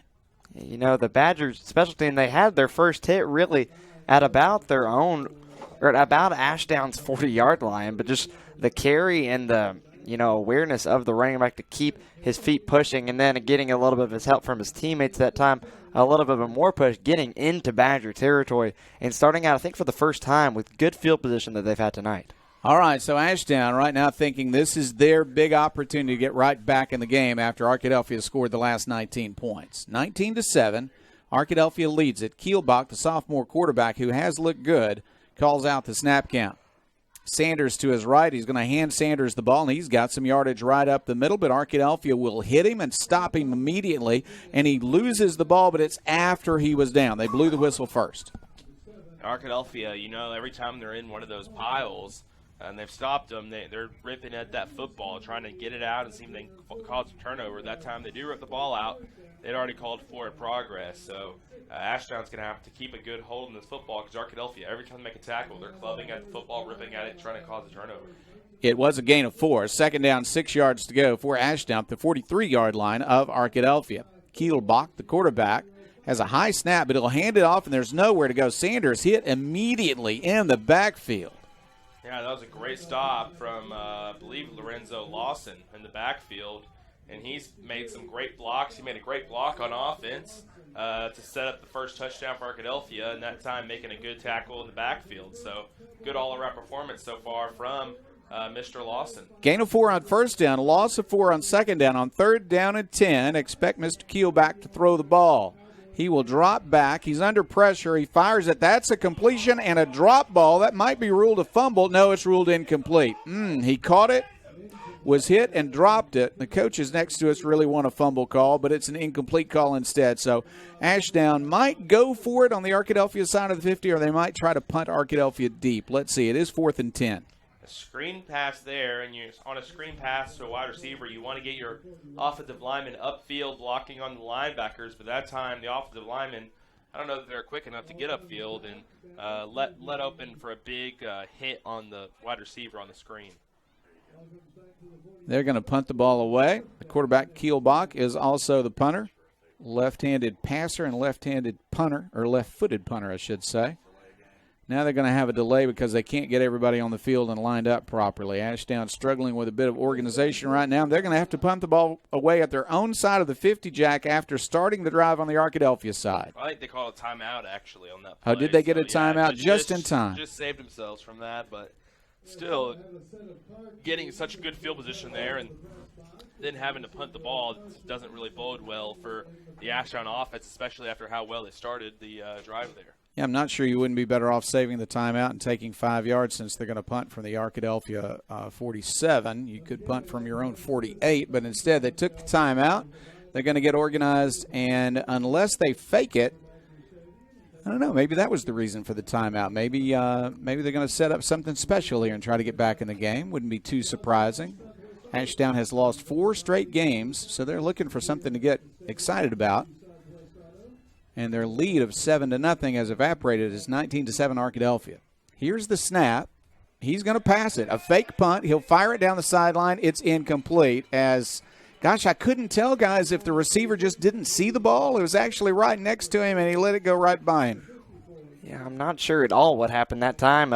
Obviously a fake punt, but I'm not sure if either the defender or the receiver were looking for that ball, that play. And, I mean, the ball was honestly a really good throw from the from the punter quarterback there, and the ball just landed right at the receiver's feet. Didn't really look like he turned around at all to try and get the ball. But nonetheless, Arkadelphia is starting out once again with really good field position. It looked like a completion and a possible touchdown until the ball got to the receiver, and he didn't reach for it. It just went right by him. So Arkadelphia has great field position at some 47-yard line, looking to increase its 19-7 lead. Here is a running play, and this is a big gainer to the 50, to the 45, breaking out to the 40-yard line, hitting the defense. They're going to drive him back, but that's still a big, big gain and a first down for Arkadelphia. Inside the 40, they'll mark it at the 37-yard line of Ashdown. Yeah, pretty good gain there from Kyron, picking up the first down, bouncing around some defenders, and then he decided just to try and run through one of them, and that picked up the forward progress he got, and took about 4 Ashdown defenders to bring him down in the play. Basic running plays working really well for Arkadelphia right now. Braden Thomas is the quarterback. To his right, Kyron Harrison. 3 receivers on the right side, but they're going to run. This is Thomas. He will escape 2 tacklers, come to the near side. He'll make it to the 30, to the 25, and they'll spin him out of bounds. First down. Picking up another first down, that time the quarterback getting the call, keeping himself and going over to the left side, finding a lot of good space thanks to some really good blocking from his receivers and his offensive line. Once again, in this Badger offense, continuing to move and trying to get another score right here. Arkadelphia, first down and 10 at the Ashdown 25-yard line. Badgers look to the sideline for the play. Everything's working right now. He's not really had to throw very much. The running game has been so effective. No running backs in the formation this time. Thomas will keep it. Quarterback draw. He's going to gain a yard or two and not more than that, as that time there was not much of a hole to run through as Ashdown was able to make the tackle on the quarterback. Yeah, whenever you have such an athletic player as Thomas playing quarterback, you don't need a running back in the backfield all the time, and that's what Arkadelphia went with there. They had quads to the right side, and Thomas at quarterback acting as a running back, going with the power play up the middle. Nowhere to go, but these formation shifts and these new formations Arkadelphia's throwing in really got to be confusing, and this Ashdown defense making them think a little bit about how they're gonna cover him. Whitten is the tight end to the left side. Now they'll send Harrison in motion to the right, and they'll throw the ball deep. They've got a receiver in the end zone. That is a touchdown, Arkadelphia. Ricky Rogers Jr. Oh, it's a great pass from Thomas to find Ricky Rogers in the end zone. And watch the replay here and see how this pass coverage went. He just runs right past the linebacker, passes it over the safety for a touchdown. But I tell you what, Staten Whitten has got to be scratching his head. He had no one within 15 yards of him on the other side of the field. Open receivers to choose from. He threw it to Ricky Rogers Jr., and the All-State defensive end scores a touchdown on offense. Here is a kick, and it is through the uprights. Arkadelphia adds 7 more, and what started out, Jack, as a 7-0 deficit has become a lead. Arkadelphia 26 now, and Ashdown 7. Yeah, I think that's really just the Badgers kind of starting out on the wrong foot. Not like we talked about beforehand, needing to come into this game with the right mindset and the right mentality, knowing that they have to come out and they have to actually perform to get a victory tonight. And so far, since that first touchdown that Ashdown scored, it has been all Arkadelphia, and looks like it's going to continue to be here in the second quarter. And with how good Arkadelphia's running game is, these linebackers from Ashdown are definitely thinking run first, and that's what's giving the Arkadelphia receivers space to get over the top and pick up scores like they just did. Arkadelphia looking like the challenger for a state title that we know they are. After a slow start, dominating this game with the last 26 points. Offensively, defensively, every facet of the game, the Badgers looking very, very good right now. Still the second quarter, 7:12 left before halftime, and Arkadelphia has a 26-7 lead. Here is a nice kickoff. It'll go all the way down to the 7-yard line, and it will be returnable from there to the 15. He's going to be wrapped up, and Ricky Rogers Jr. and company will not let him get past the 15-yard line. On the return was Jacoby Williams.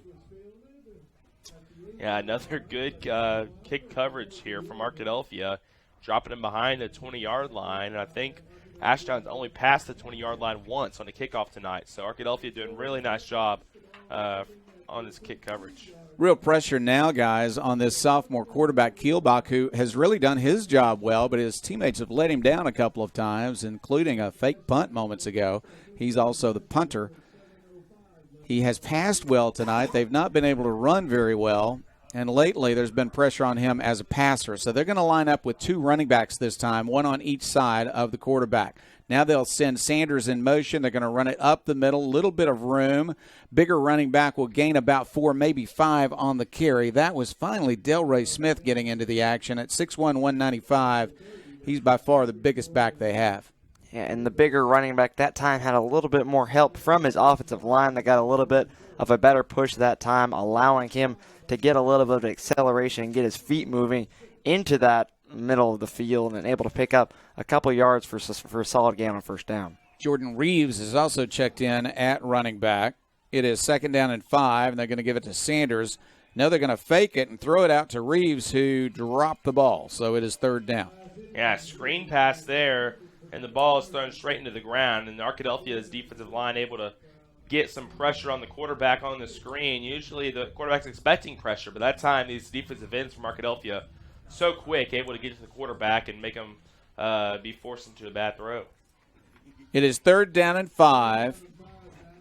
Kielbach, quarterback, looking to the sideline for some help here. Sanders is his running back.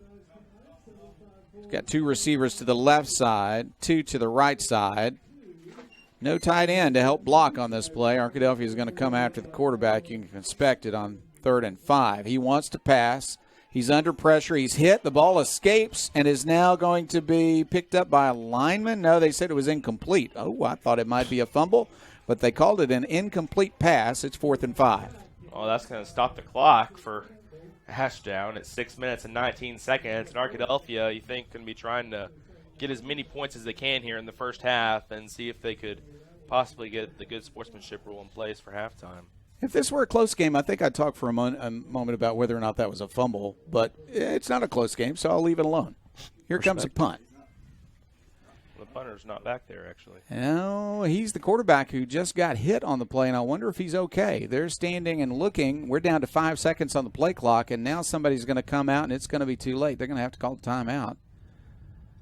And they do. Timeout before a punt. Ooh, Ashdown struggling a bit right now. That's the second time they've called a timeout before a punt. They did it on the last drive, too. So, second drive in a row, they have to call a timeout because they can't get the punt team out on time. Yeah, they came back out and tried a fake punt last time. I don't think they're going to do it this time. 4th and they're at their own 20.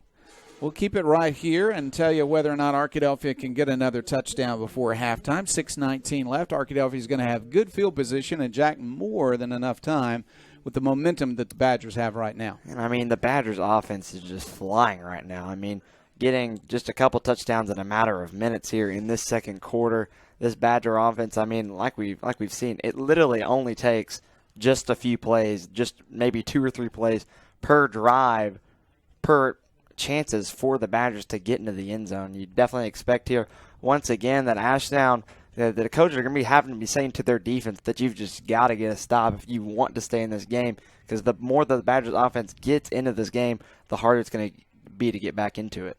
Kielbach is okay. He's going to punt the ball unless they do fake it. Now they're going to come after the kick, but he will get it away. Pfeiffer is deep, and he's a good return man. He'll drop the ball at the 48. He'll be hit, but stay on his feet and make it to the 49-yard line. Not much of a return opportunity for Pfeiffer, but a good thing that he picked up the ball when he dropped it as that line drive kick arrived. And Arkadelphia does have awfully good field position at its own 49-yard line. Yeah, if Pfeiffer had caught the ball in the first place, he could have had a better return in there, but it's a good job after dropping it just to keep a hold of it and make sure Arkadelphia keeps possession, because they still have good field position here at the 49-yard line. More than enough time for the Badgers to put another score on the board. 6:13 left, second quarter. Badgers have been able to score sometimes on nice, extensive drives, but more often than not on a big play. 4 straight touchdowns after the opening touchdown by Ashdown on its first possession of the game. They're going to send a man in motion and throw the ball across the middle. Good catch by Whitten and a nice run inside the 30 to the 27-yard line. Yeah, that time Ashdown put another safety in the game. They've been playing with one safety all night. Arkadelphia hits them with 2 deep passes, and Ashdown puts another safety in the game. That time Thomas kind of floats it over the safety's head, and Staten Witten's able to get his hands on it. So a great catch from Whitten. catch the ball, and it was a good job by Thomas to get the ball up over the safety and into the hands of Witten. Beautiful catch, and then a good run after the catch. So a big gain. First down, Arkadelphia at the 27-yard line of Ashdown. On first down, Witten is at tight end. They're going to send Rogers in motion. He'll line up in the slot to the right, and they're going to run to the right. Here's Thomas looking for space. He'll dart to the far sideline and gain a yard, maybe two.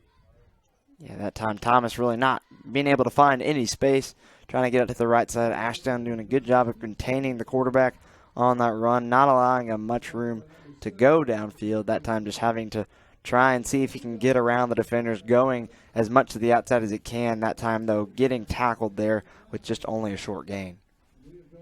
So Arkadelphia lines up, second down, 9 yards to go. Ball at the 26-yard line of Ashdown. Thomas at quarterback. His running back is Harrison. They've both had awfully good nights. 3 receivers to the wide side, the left side of the field. They're going to run it to the right. Here's Harrison. He'll break a tackle. He breaks another tackle. He's very close to a first down.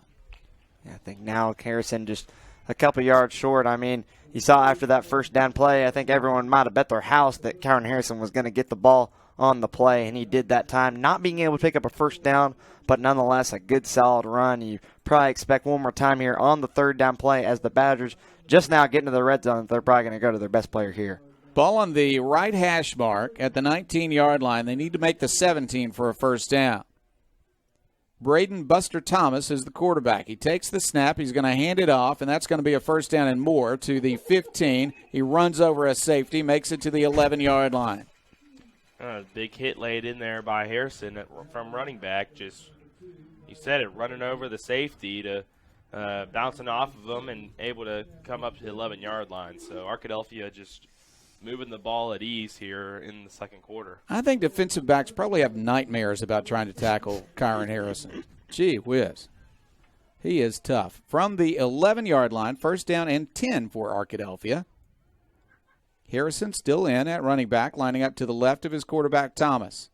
He's going to hand it to Harrison. Harrison trying to escape a tackler in the backfield. He does. He's going to get some positive yardage. It looked like he'd be tackled in the backfield, and he's going to pick up about 4 or 5 anyway.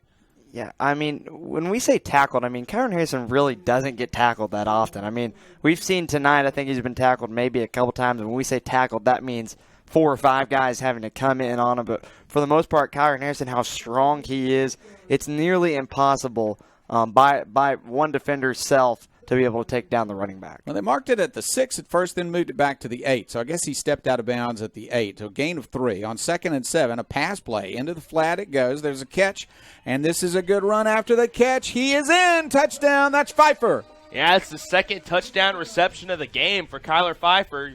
Watch the replay here on the screen. Just uses some excellent speed to get around those defensive backs and into the end zone. So Pfeiffer, a senior wide receiver, coming up with a big game with 2 touchdowns. Pfeiffer's only a junior, so got him for another year, but still, slot wide receiver coming up big here. Arkadelphia just added 6 more, and it looks like they'd like to go for 2 as they have 32 now. They're going to leave Thomas in. They're going to go for 2. They'll line up. Tight formation, lots of blockers, nobody lined up wide, and they're going to run right at the defense, and it is a 2-point conversion. It's good. Yeah, I think Arkadelphia right there on the 2-point conversions thinking we scored here, get 2 points, 4 minutes left, we get a stop and come back out and get another score before the half, another 2-point conversion, and you're sitting at that 35-point lead for halftime. I think that's what's going through Coach Eldridge's head there with a 2-pointer. That was a nice touchdown drive, just a little over 50 yards. Pfeiffer got the touchdown on an 8-yard pass reception for Thomas. Harrison, the 2-point conversion. And now with 4:05 left, that only took a couple of minutes off the clock. With 4:05 left, 34-7, Arkadelphia leading it. Ashdown scored the first touchdown of the game on their first possession. Since then, 34 straight for the Badgers. Savage is setting up for the kickoff. And the ball keeps blowing over. There's a little bit of wind, not too much wind right now. He'll set it up and won't have to have a holder. No rain, by the way. It has not rained so far in the ball game. And Savage is set for the kick. He's done a fine job this year as the kicker. Missed one tonight because he slipped. Kicked it into the back of his center. He hit the ground on that. You don't plan on slipping. We haven't seen that much slipping tonight, just on that play.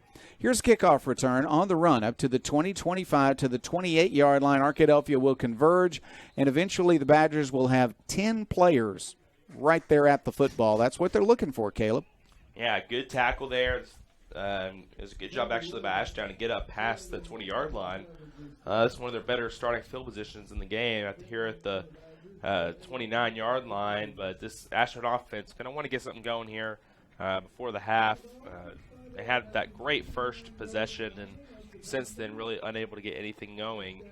Really are going to need some good pass blocking here to give the quarterback some time. He's a good quarterback if he has time to throw, and so this offensive line, I think it's one of the better offensive lines Ashdown has had in a while. They're going to have to step up and give the quarterback some time to throw.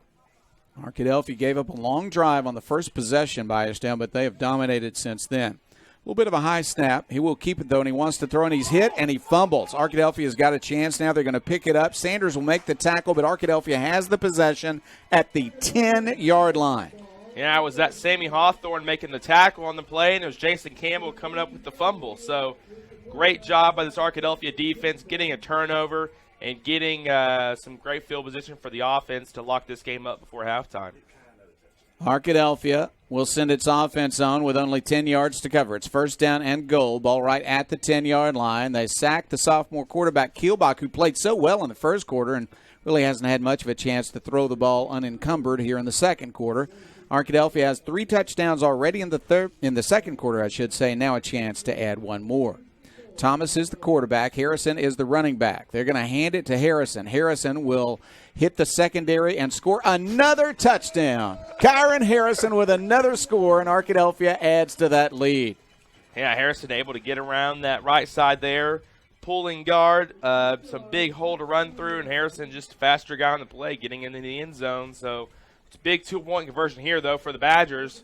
Want to come up with this, because if they get a 2-point conversion, they have a 35-point lead, and that'll mean a rolling clock for the second half. Arkadelphia will line up and go for the 2-point conversion. They'll make a change in the lineup, and we'll see what the formation is going to be. They'll check a wide receiver out of the game, and they're going to go with an extra blocking back in Sammy Hawthorne, along with Rogers in the slot to the right.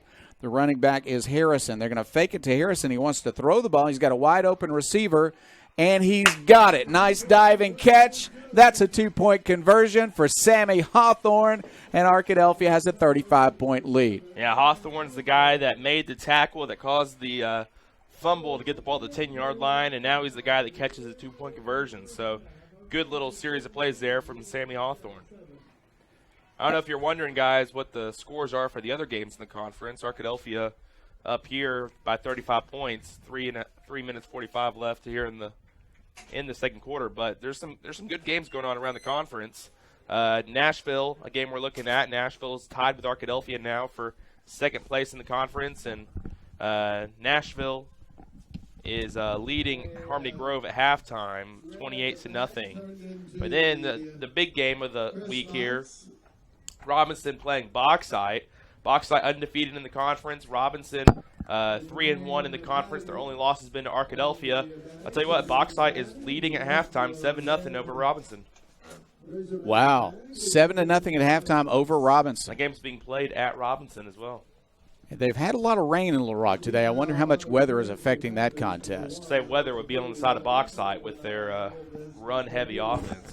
Line drive kick. It is going to be dropped, now picked up at the 11, returned to the 15-yard line. He'll dart to the 21 and make it no further. So Ashdown has the ball, and they have a mission now to try to get points on the board, or we're going to see the good sportsmanship rule in the second half. From the 21, the sophomore quarterback's got a tall order. He's taking some big hits here in the second quarter. Yeah, this offensive line's kind of let him down here. Arkadelphia, I know they have a great defensive line, but with such a good quarterback that they have and a young guy, you want to give him some time to throw the football. Arkadelphia really getting to him, and I think that's really messed up this flow of the Ashdown offense.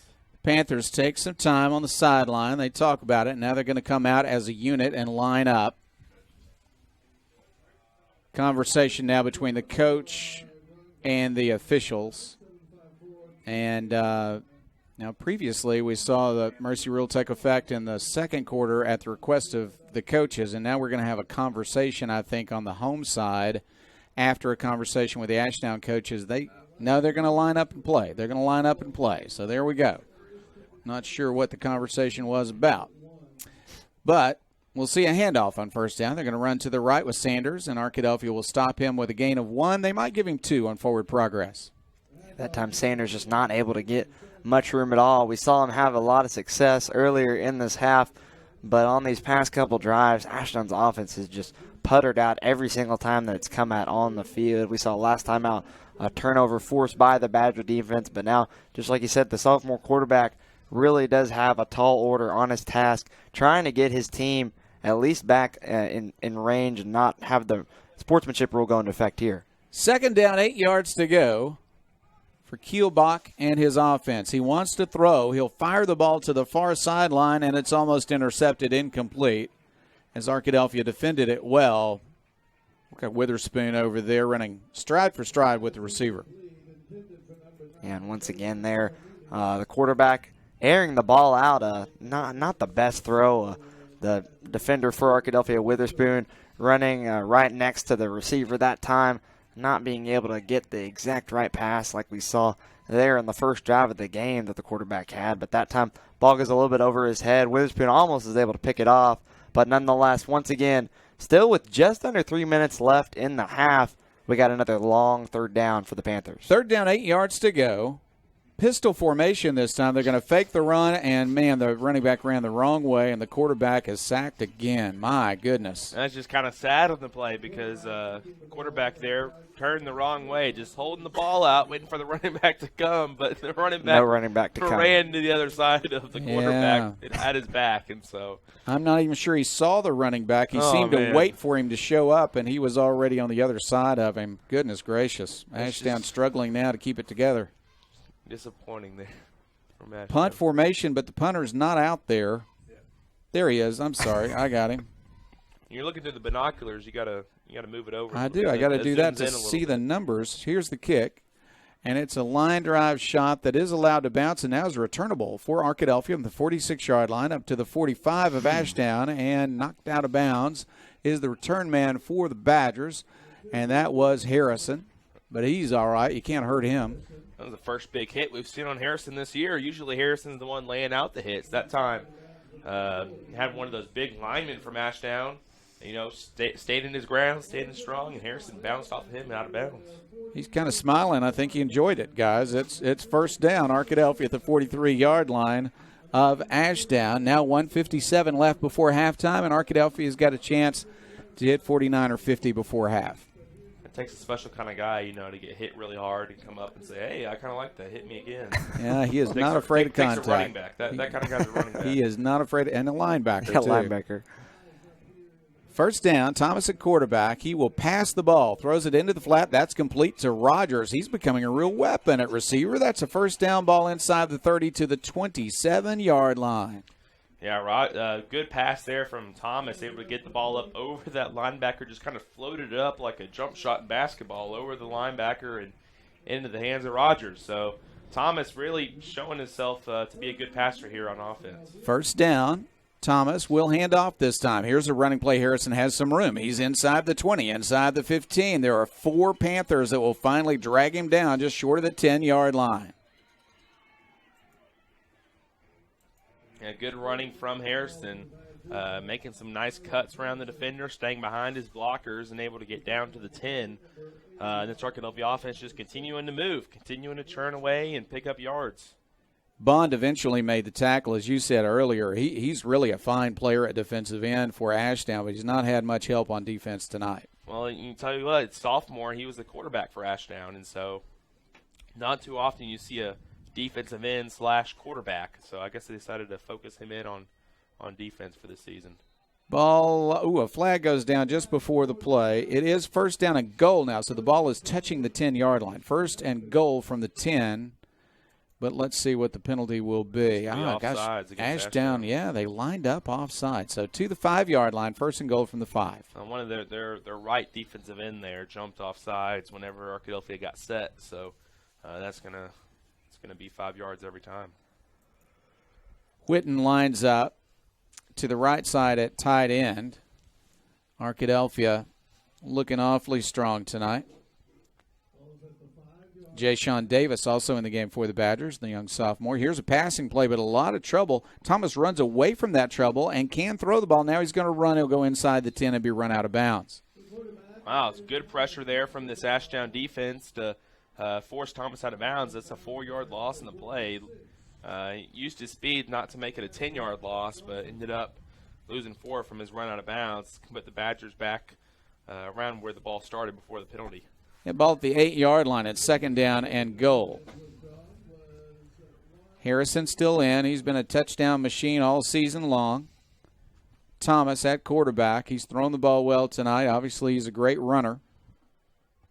Rogers is in the slot to the right. He has a touchdown tonight. Running play, Harrison to the 5. Harrison bulling. Harrison in the end zone. Another touchdown. Yeah, if you run a power play to Kyron Harrison inside the 10-yard line, it's going to be a touchdown almost every time. That time was no different. Good job by the left guard on the pull, making up that big hole there for Harrison to run through for a touchdown. 8-yard touchdown as if there was nobody there. Beautiful run by Harrison. He's hard to hit. He also makes good cuts. Good run by Harrison for the 8-yard touchdown. Extra point attempt by Savage is up, and it is perfect. And so Arkadelphia stretches out its lead. It's the Badgers 49 and the Panthers 7. 42 seconds left before halftime, and we'll be back in 30 seconds.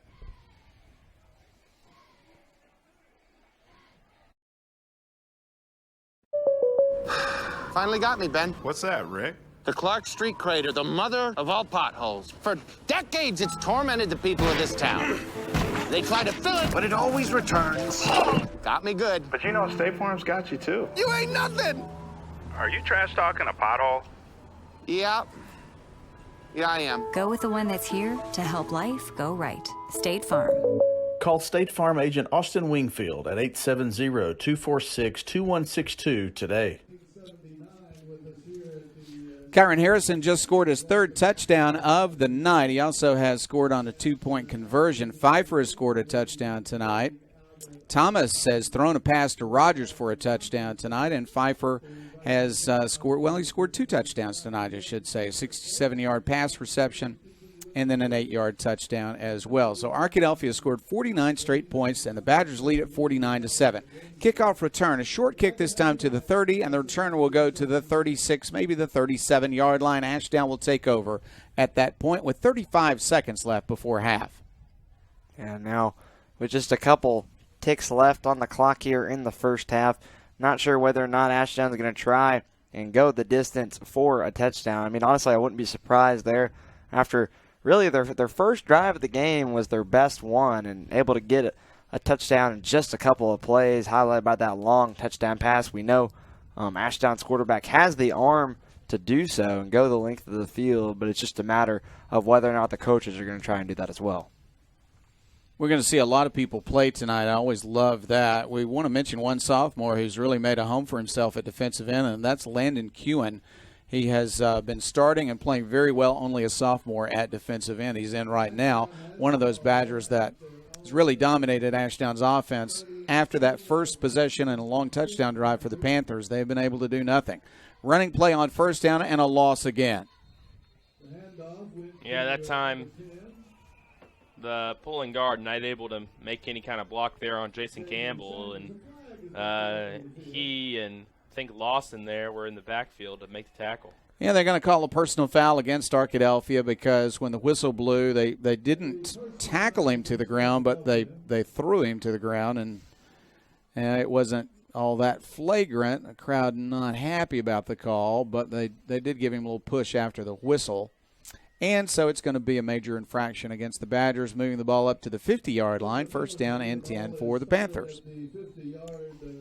Getting the big chunks of yardage, not exactly the way that you necessarily drew it up, but nonetheless, the Panthers still with a couple seconds left here at midfield. Not ill will so much as just excitement as that defensive play developed. There's Landon Kewen, big tackle back at the 40-yard line, a sack for the sophomore. Yeah, big sack for him. He was the defensive player of the week last week for the Badgers. Came up with 7 tackles against a big option-heavy defense, and that time making the last tackle of the first half. Wow, what a half, guys. Ashdown started so strong offensively, looked pretty good defensively for just a little while, and Ashdown led it 7-0 until a Harrison touchdown run in the first quarter, a Pfeiffer touchdown pass reception in the first quarter, and then 5 touchdowns in the second quarter for Arkadelphia. A Harrison run, a Thomas pass to Rogers, a Pfeiffer touchdown, a Harrison touchdown, and a Harrison touchdown.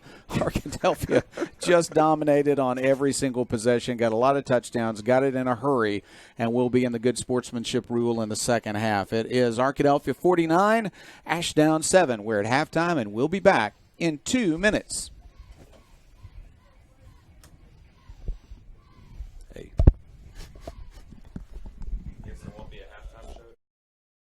Everyone's known for something. Ours is simple. At the Southwest Auto Collection and iDriveSWA.com, you get the absolute lowest price on America's best brands. Ford, Lincoln, Chevy, GMC, Buick, and Chrysler, Dodge, Jeep, Ram. The best selection and the lowest prices guaranteed. And we deliver anywhere in the state, plus tires for life. It really is that simple. Visit us today, the Southwest Auto Collection, I-30 exit 78 in Arkadelphia, or online at iDriveSWA.com.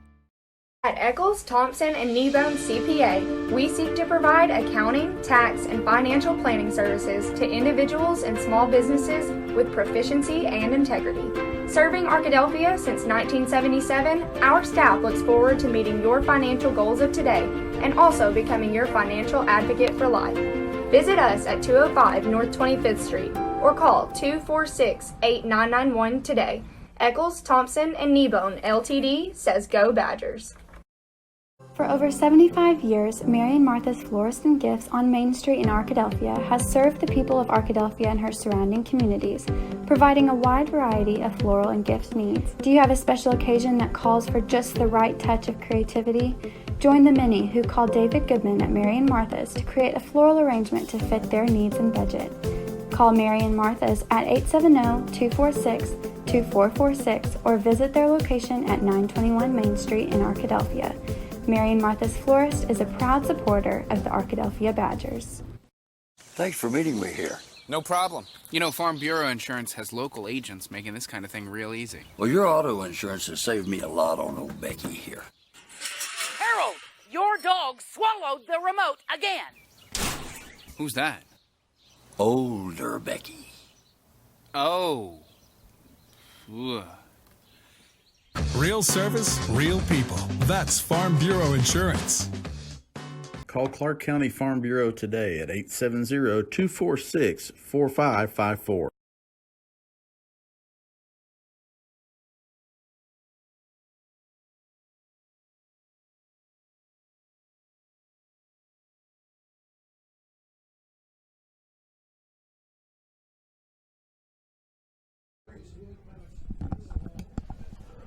Welcome back to All Care Field at Badger Stadium. At halftime, your score is Arkadelphia 49, Ashdown 7. Chris Babb here with Jim Roth will bring us some stats in a few minutes as he has a few offensive stats to compile for the Arkadelphia Badgers.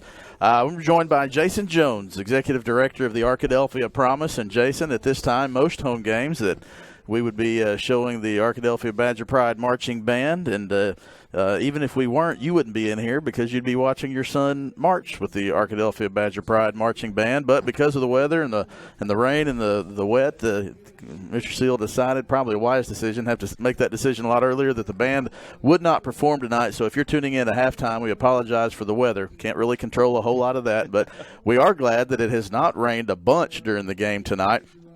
But regardless, it allows us to bring Jason Jones up, Executive Director of the Arkadelphia Promise. Jason, not a stranger to Arkadelphia, also on the Arkadelphia City Board. Jason, thanks for joining us at halftime. We usually do this on the road for road games, and we get to do it for a home game tonight. Glad you're with us. Thank you very much. Glad to be here. So Arkadelphia Promise going strong a decade now, I believe, of the Arkadelphia Promise. Year 10 of the Arkadelphia Promise, and several of those classes have graduated from college already. Sure. Ideally, those first people that were in the first year 10 years ago have graduated from college. But that is one of the things we can talk about. A few aspects of the Arkadelphia Promise program, but one of the aspects that has really been impressive, just from hearing from the outside, is the retention rate of the Arkadelphia high school students at college and then going on to graduate. Yeah, I mean, the retention rate has been one of the things that whenever I go to these national conferences, I'm going to San Francisco in a couple of weeks, and one of the things I'm always able to really brag about our high school and about our program is the fact that our kids go to college and our kids stay in college. Right. And you know, a lot of these, well, just in general across the nation, going to college rates, it's going down. Arkansas announced this week that I think it's down to 47.1% are leaving high school and entering college, and you know that's 47.1%. And Arkadelphia, we're at about 75% of our kids go to college every year since we've started this program. Right. We saw a really big jump from before the Promise till now, after the Promise started, and so we're really proud of that number. And then our retention rates have been really, really good from the very beginning. And you know, we feel like part of the reason is because we're taking away one of the biggest obstacles, which is money, because we give these kids good scholarships and we help, you know, take some of that burden off of the families having to pay for college. There are a couple. Obviously, anytime you have a program like the Arkadelphia Promise, there are myths and anything like that. But it's not just for college. We have several of the graduates from Arkadelphia High School that go to a trade school, whether it's a driving academy or beauty college, any of those. It's not just a college scholarship. If you're going to lineman school or anything like that, Arkadelphia Promise will help pay for some of those. That's right. And that's one of the other things we can talk about is what it does pay for. But it's not just college. There are trade schools as well. Absolutely. We've got I ran into a former student's dad on one of the college campuses this summer, and he literally came running up to me. He's like, I just wanted to thank you for helping my son with welding school. And I was like, oh, you know, of course I was happy to do it. And he said, do you know what's happened with him? And I said, well, I knew that he graduated and he got a job and went off and made pretty good money. He said, do you know what kind of money he made? I was like, I have no idea. He said, Mr. Jones, he said his first job, he made $96,000 a year welding pipe. And wow. I think he went to North Dakota or somewhere like that. And so, you know, he's making more than all the college professors I know and all the teachers I know. And, yeah. You know, what a great first job out of welding school and getting paid $96,000 a year. And now he's come back from up north, and now he's actually teaching at one of the welding schools in Arkansas. So, right, obviously there are other areas. What are some of the things that the Arkadelphia Promise does provide for? Obviously, when the program was started, it was like, hey, I get all my college paid for free, right. Which has not ever been the case. That may be the note. Right. But tell us, give us, just kind of fill us in on exactly what the Arkadelphia Promise does cover. From the very beginning, it's been all about helping students pay for tuition and fees. And right now, the scholarship for a freshman, a college freshman, they get $5,000 from the Arkadelphia Promise, along with $1,000 from the Arkansas Challenge. So what we tell them is, you know, your $6,000 of your tuition and fees is going to be paid your freshman year, and that doesn't include any other aid that they may get. We do not penalize our students that get a band scholarship, that get an athletic scholarship, that get an academic scholarship. We want them to accumulate as much money as possible. And so a lot of our students end up being able to pay for school, and including their room and board at most of the state schools. We have a lot of students every year that, because of the Promise, because of the Arkansas Challenge, because of their merit-based aid, they're able to have close to everything paid for, and some have all of it paid for. So that's not just the Arkadelphia Promise, but another thing that we do is we do one-on-one meetings with every high school student during their senior year. I just finished up a a round of one-on-one meetings. And you know, a lot of these students are coming from homes where they're not getting a ton of assistance from parents or family financially, or just the whole idea of going to college. Right. And so we just try to shed light on what's out there for them. A lot of these students will qualify for federal aid through the FAFSA and Pell Grant. And a lot of times I'm the first person that's told them what a Pell Grant is. Right. And so I had 3 or 4 this week that their eyes just kept getting bigger and bigger as we talked, because they realized there's a pot of money there that could help me pay for college that I had no idea was there. Well, even of parents who may have gone to college. For instance, Sure. you have one in high school who will graduate in 2 years. Sorry about the reality check there. I'll have one in 3. But it's been a while since we were in college, and since we've been in that mode of preparing for college, so a lot of things have changed there. And so for parents families who have both parents who have graduated from college, if you have one parent or you're a first-generation college student, there is a lot of new information out there, new opportunities, lots of scholarships, and your office helps provide some of the education and training that, as well as ACT preparation. We try to cover try to run the gamut and just provide as much information as we can. And every student's different. I mean, we've got students at Stanford and Harvard and everywhere else, and then we've also got kids that are going to struggle to make their ACT score and need to go to community college because that's the only place that they can get in, and we're there to help all of them. So we're happy to do that. We want our students going to school. We want them to stay in school. We want them to be folks that can contribute to our community, hopefully.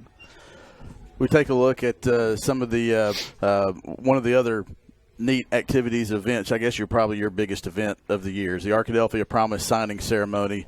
We are visiting with Jason Jones, the executive director of the Arkadelphia Promise, the scholarship program that helps Arkadelphia high school students. The Arkadelphia Promise Signing Day is a day in May, the Wednesday before graduation. It's the last day for seniors, last official day for seniors. It coincides with the senior walkout. That's become a really nice event and a big day for those seniors that everyone that I talked to, that in the 8 years I was with the school district, and those classes of seniors look back on that day. And that's got to be, from where that started to where it's gone now, you've got to be able to be pleased with where that event has gone as well. Yeah, I think it's such a special day, not just because of the Promise Signing Day, but just being your last day at school, getting to see those teachers, basically for the last time. It's a special day for a lot of reasons, and we feel like it kind of culminates with the afternoon Promise Signing Day, and then literally they walk out of the school for the last time immediately following the Promise Day signing ceremony. I have to credit Paulette Blacknall. The idea of putting the kids in the college T-shirts and treating it like an athletic signing day was Miss Paulette's idea. We talked about it basically the first week that I got the job, and we ran with it, and it's really worked out. I think the kids love it, the parents love it. Lots of great photos are taken that day, and we're glad to do it for the students. We do our best to bring in interesting speakers and a variety of speakers, and it's a good day for Arkadelphia. That is a day where the students where the respective college, trade school, whatever, it's always neat to see the collage of shirts that you do a picture each year of where your students are going with this game. Our games this season are being broadcast on KSWH 102.5 FM, The Pulse, Henderson State student radio station. Obviously, you have a lot of Arkadelphia students go to Henderson State University. Some stay in town, go to Ouachita, but it's neat to see that picture. For the last couple of years, I think it was the class of 2018 where you had a Stanford, you had a University of Tennessee, you've had University of Chicago, you have Harvard, Arkansas State, and Southern Arkansas. You see where the students from Arkadelphia are going. Yeah, it's one of my favorite things is to put that picture together and have all of the schools represented, and it's just neat to see. We're a small community, and to know that we have students, going literally from one coast to the other. Right. Now that we've got Harvard on the East Coast and Stanford on the West Coast, and a bunch of the rest of us right here in the middle. That's right, and you think about a town our size, there probably aren't that many communities our size that have a Stanford and a Harvard in a 2 or 3 year, or I guess a 2 year period. Right. that's pretty special. And then you throw, University of Chicago's another top 5 school. And we have a couple of students this year that could easily get into a couple of Ivy League type schools this coming year. So we've definitely done well, not only just being able to send kids to college, but had students, achieve at literally the highest level possible, and that's really neat to see. All right, Jason Jones, thanks for taking your time at a home game to join us here at halftime. You're watching Arkadelphia Badger football on ArkadelphiaBadgerTV.com. We'll be back with statistics from Jim Rothwell after this timeout. You're watching Arkadelphia Badger football, and we'll be back to All Care Field at Badger Stadium after this 1-minute timeout. Angry Goat Media is home to Follow the Badgers. Get your business booming today with the exceptional web design and development, photography, video production, and graphic design services. Angry Goat Media is the perfect company to get the job done. We're always ready to customize our services to your business requirements, needs, and budget. Angry Goat Media. Innovation, not imitation. Turner & Turner is a general practice law firm that focuses on consumer protection, personal injury, and civil litigation. To us, the practice of law is about service. Our clients aren't just cases to us. They are people who need our help solving legal issues. Turner & Turner actively supports local civic and charitable groups. Our attorneys will take the time to get to know you, your circumstances, and your goals. Turner & Turner Law Firm. We're in this together. Your team and ours.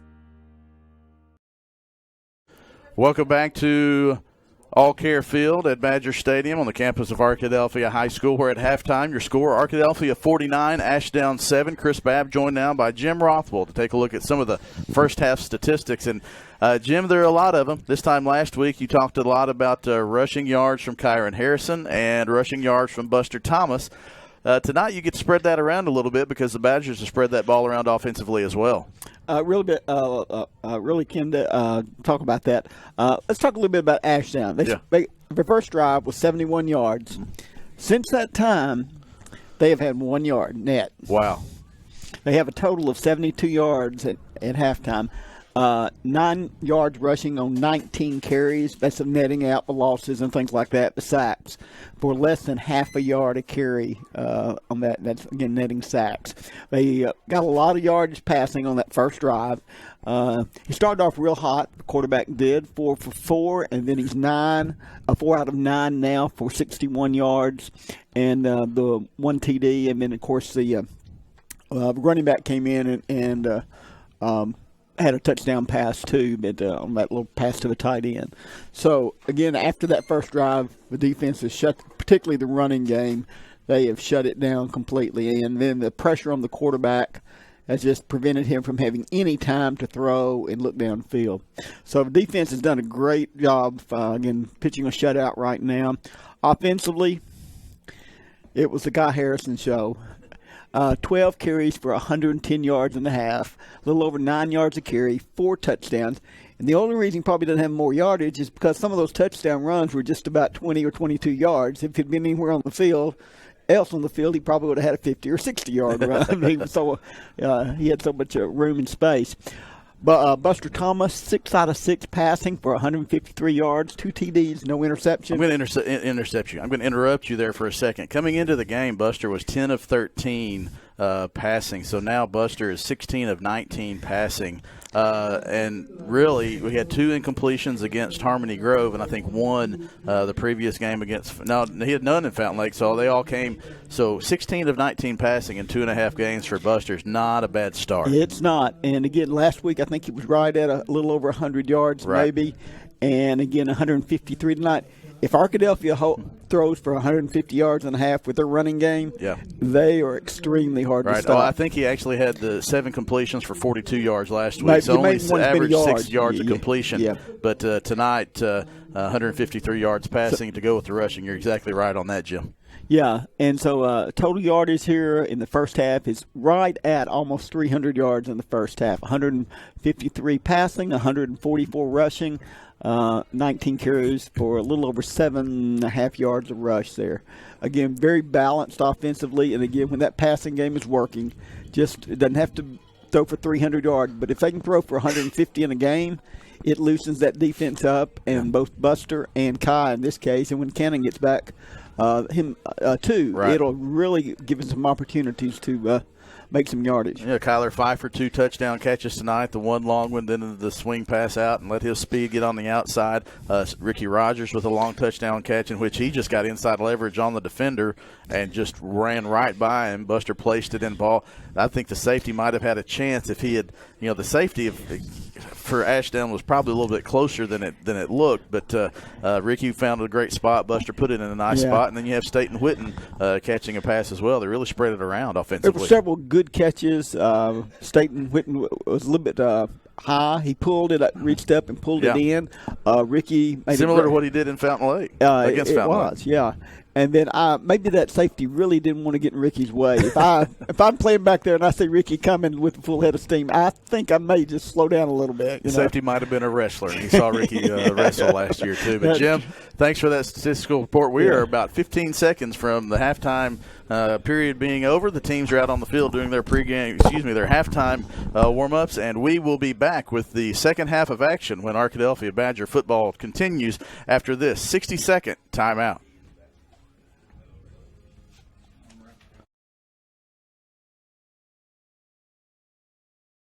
Everyone's known for something. Ours is simple. At the Southwest Auto Collection and iDriveSWA.com, you get the absolute lowest price on America's best brands. Ford, Lincoln, Chevy, GMC, Buick, and Chrysler, Dodge, Jeep, Ram. The best selection and the lowest prices guaranteed. And we deliver anywhere in the state, plus tires for life. It really is that simple. Visit us today, the Southwest Auto Collection, I-30 exit 78 in Arkadelphia, or online at iDriveSWA.com. Citizens Bank was established by a group of local business leaders who shared a vision of creating a bank that would be committed to serving working people. Over the years, we have expanded our services, locations, and technology, but we make every effort to stay true to our roots.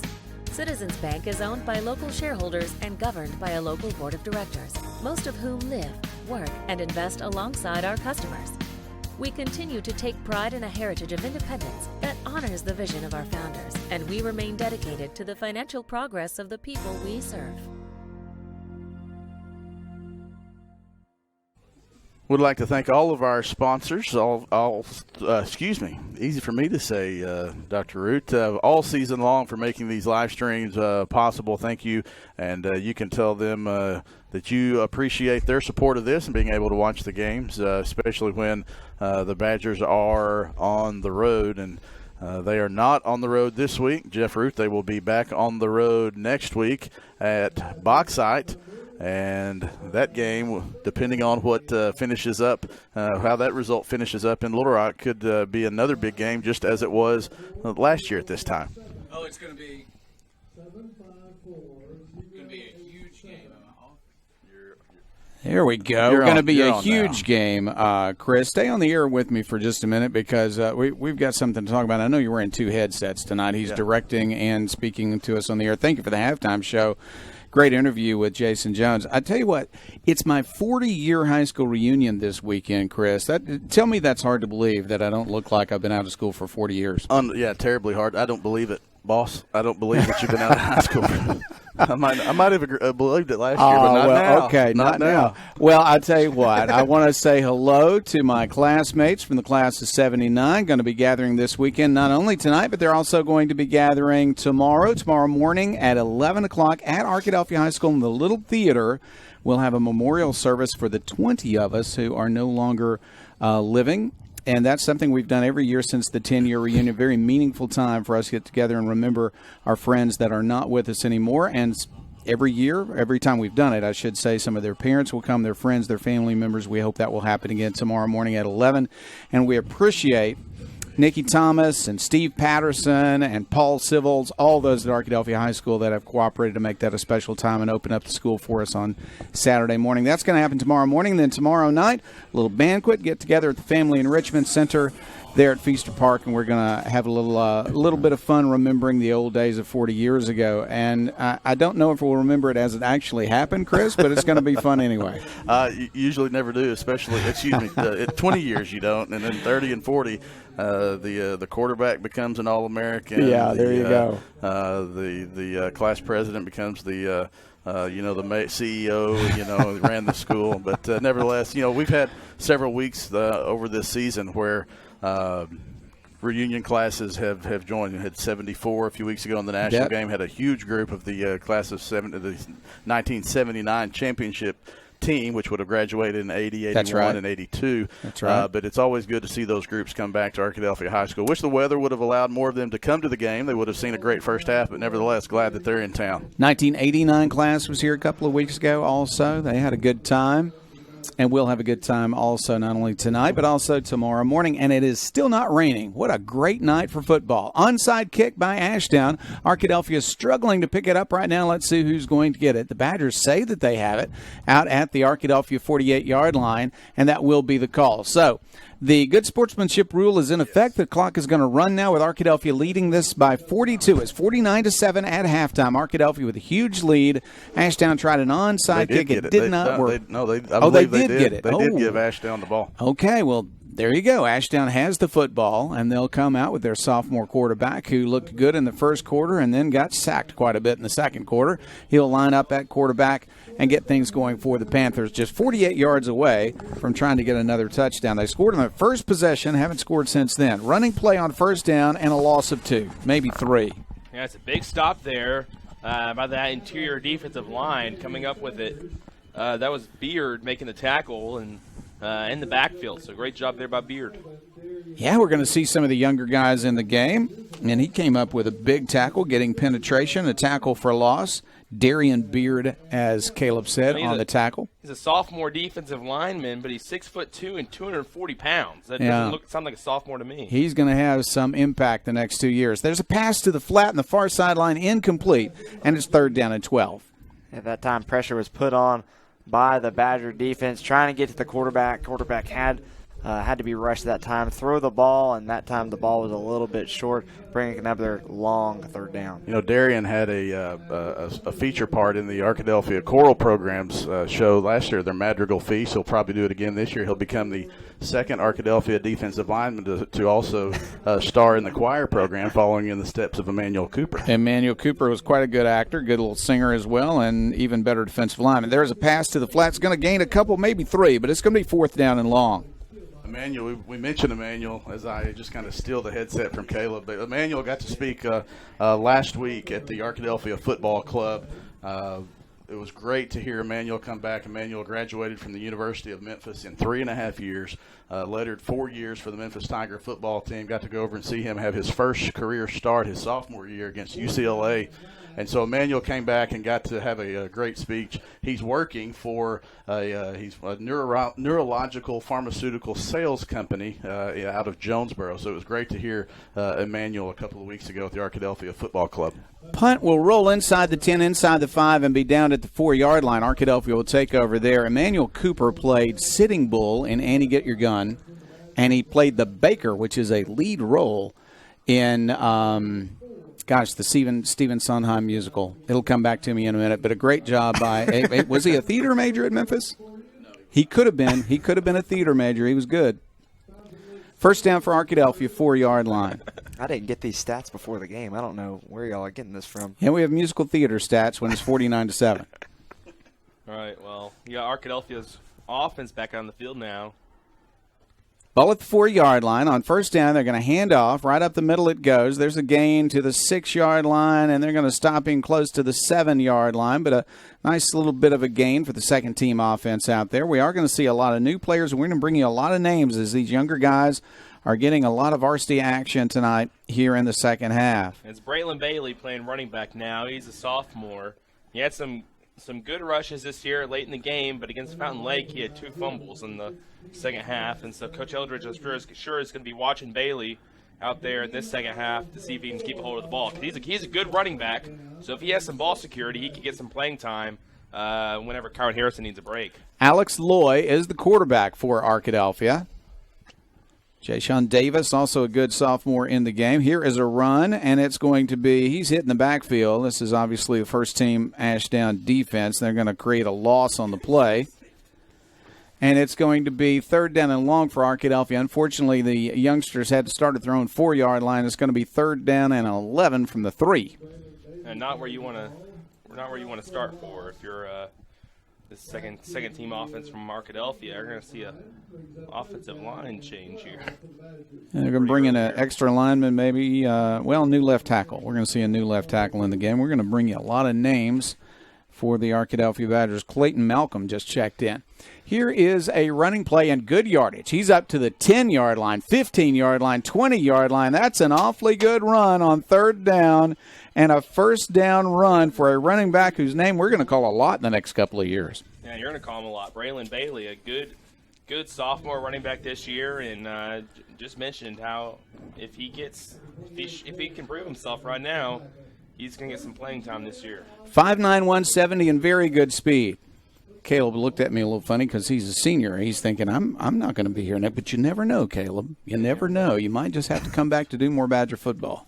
First down and 10 for the Badgers. Arkadelphia now with a first down at their own 27-yard line. Here's a running play. Bailey's got a little bit of, oh, my goodness, he ran over a defender and gained about 4 on the play. And Kyron Harrison's been teaching him some lessons about how to play running back that time. Bailey's not a big guy, but just ran over a defender, so. That was a big hit. Might have been the biggest hit of the night. Hit 2nd down and 6. Arkadelphia looks to the sideline. We'll bring you the name of these younger offensive linemen here momentarily also. And they've got some size. This is a program that just reloads every year. They graduate some awfully good seniors, and they bring in people to start who also play well. Lloyd throws the ball. Ooh, a drop that time, and that was Pfeiffer, actually. Man. It's a good throw from Loy. Loy was the Badger Spirit Award winner last week. He ran the scout team offense in the week leading up to Harmony Grove, so he's getting some time at quarterback now. Jeff, you take a look at that offensive line, the right tackle there, Reese Nolan. He is a senior, second-string offensive lineman. Glad to see Reese get in there. Brady Curtis, the left tackle. Tucker Johnson, the center. Matthew Porter. Curtis is the right guard. And then Matthew Porter and Clayton Malcolm and Landon Gladstone alternating at the left tackle spot. Here is a running play by Bailey. He'll break a couple of tackles, make some nice yardage. He's near a first down, just depends on the spot. Arkadelphia moving the football with its young offensive line, young running backs, young quarterback, and they're making some nice yardage here.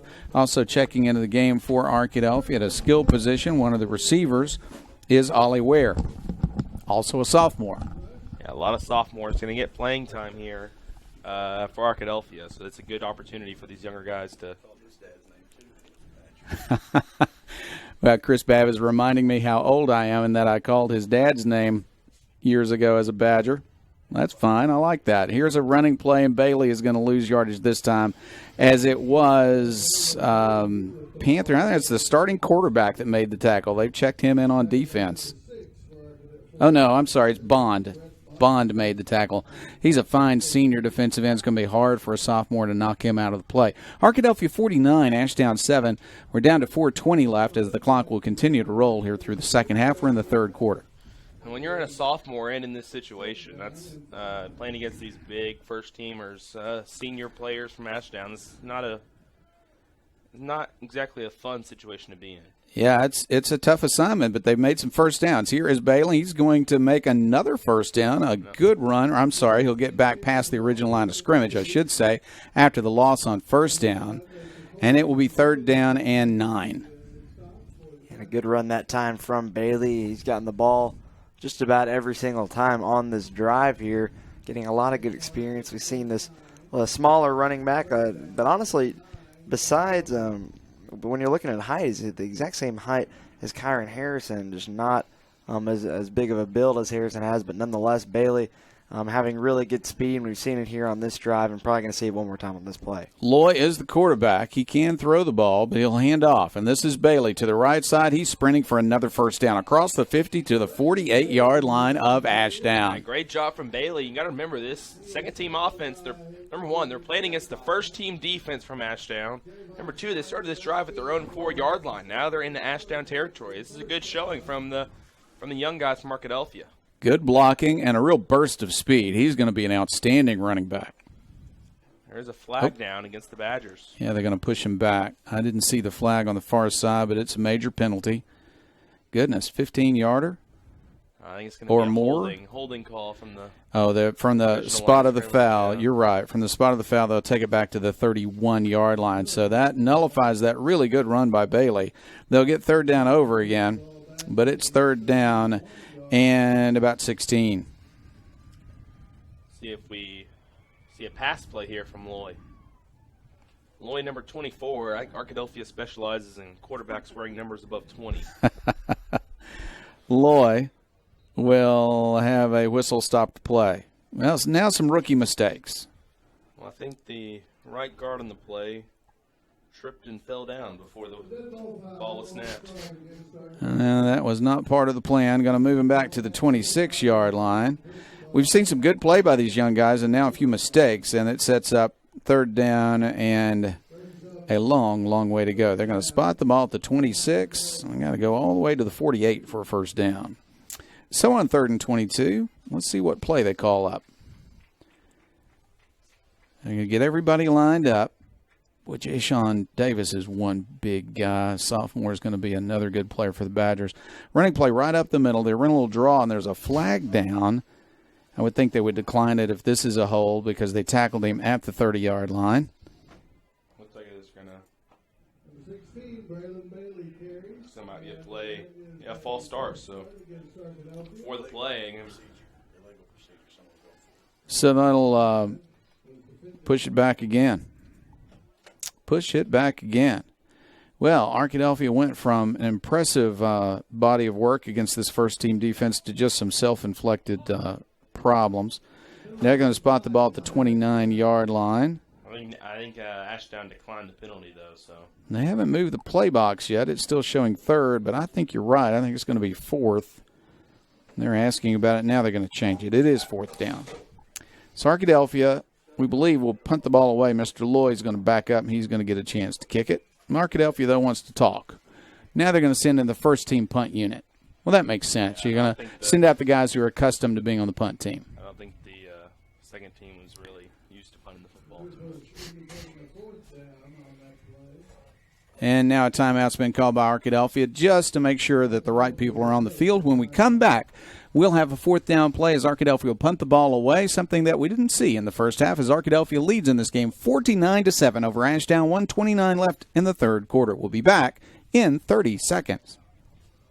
The J.R. Eldridge Show, your local source for in-depth discussion of Arkadelphia Badger football. Join the coach of the Arkansas 4A state champion with host Caleb Bird as they recap last week's game, highlight next week's opponent, and give you all the latest conference standings. Tune in to the J.R. Eldridge Show on the Arkadelphia Public Schools YouTube channel and on Sudden League Cable, Channel 10, Tuesday through Thursday nights at 7.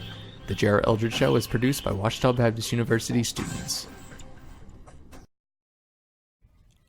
Our man Caleb Bird is the host, along with J.R. Eldridge, the head coach of the Arkadelphia Badgers. You're going to not only see all of the highlights from that previous game, but a preview of the next game, which is always fun, as that is hosted by Caleb, and he'll ask a number of questions of the head coach, who is very forthcoming in his answers. This is a beautiful punt from Loy. It'll bounce at the 25. It'll roll inside the 10 to the 5-yard line. Beautiful, beautiful kick.